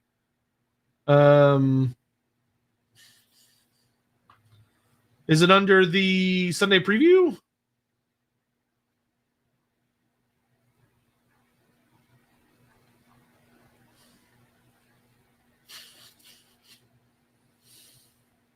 Let's see. Beastman.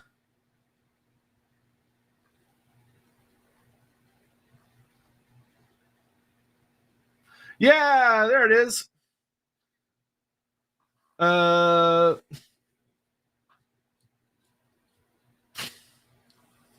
So coming up soon is a series of roundtable interviews to dig into the design of the new Grand Cathay faction for Warhammer the Old World.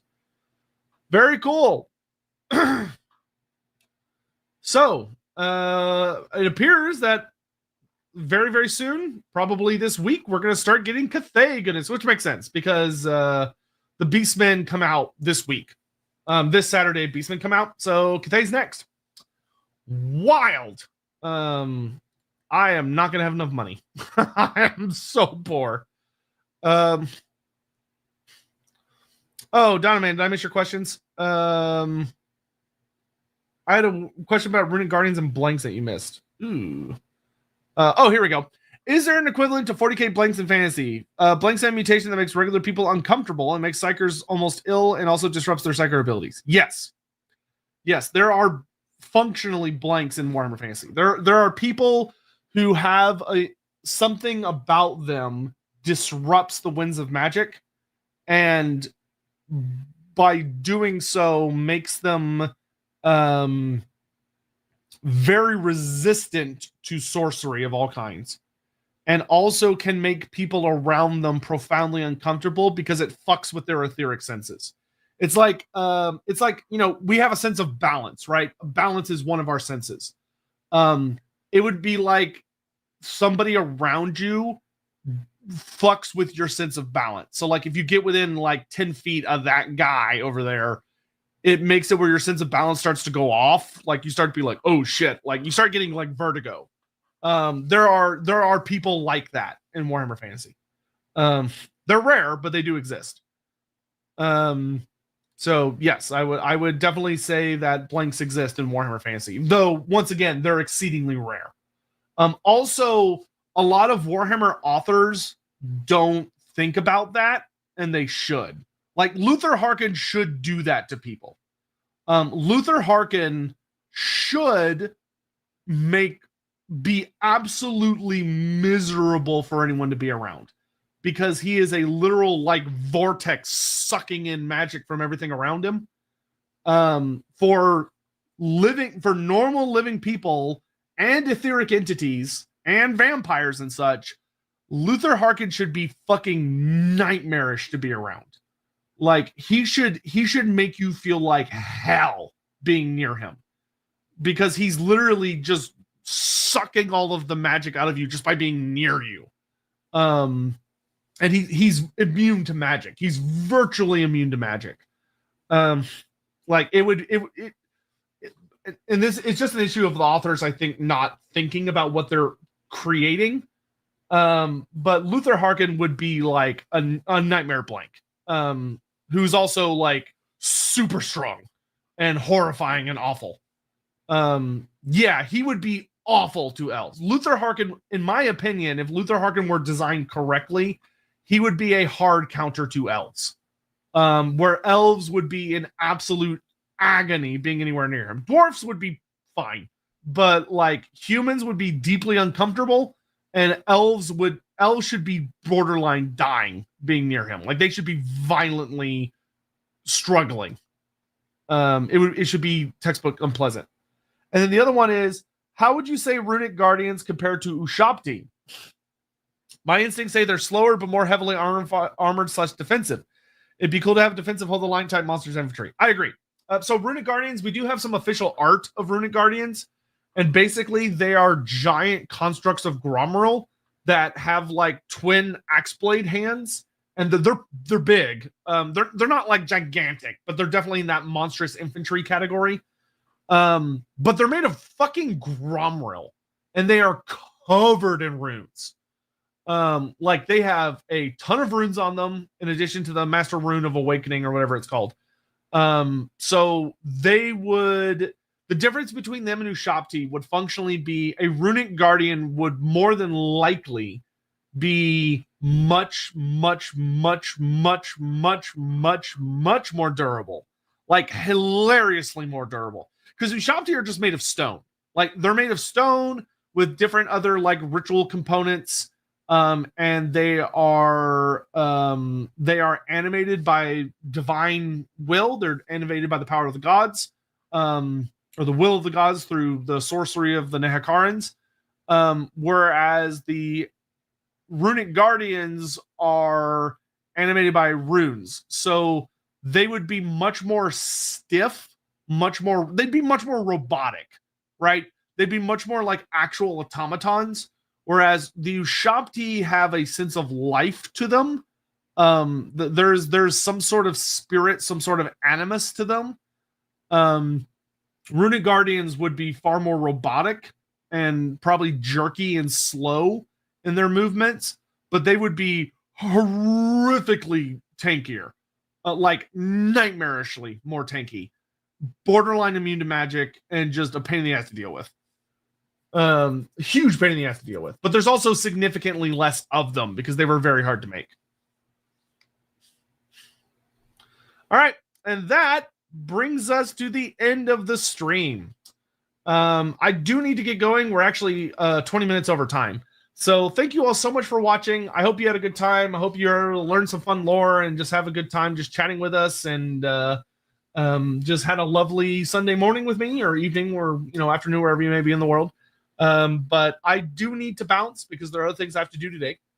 And I really, really, really cannot express how deeply I appreciate the support from you guys today. It means the absolute world to me. Being able to just come on here and do a casual Q&A, and you guys are just as supportive as always, and it helps more than I can express. Especially these days. I've been doing a lot of traveling. Sometimes for exciting reasons, sometimes for less fun, people dying reasons. But that shit's expensive. So I really, really appreciate you guys helping me keep my head above water. And I will see you all very soon. Please make sure to send your well wishes to Andy and Lindsay. Keep them in your thoughts. Andy, as we all know, has unfortunately a very vulnerable immune system. Ever since he got, especially when he got long COVID, and he was deeply, deeply sick for a very long time. I don't think he's ever fully recovered. I don't think he ever will, unfortunately. I think he'll always kind of have a compromised immune system. And so when he gets sick, unfortunately, it's rather spooky. So hopefully he'll feel better soon. Best case scenario, we will be back this Wednesday with the Colleges of Magic tier list stream. And we'll resume this upcoming Sunday with Araby, which will be very exciting. But I don't know how long Andy will be ill for. It's possible he might be ill for the rest of the week. We'll just have to see. So anyway, hope you all have a lovely day. There is a pretty decent chance I might be back later tonight to stream something, maybe some like Final Fantasy 14 or Total War or whatever. So we'll see what happens. And I'll see you guys when I see you. Thanks for watching.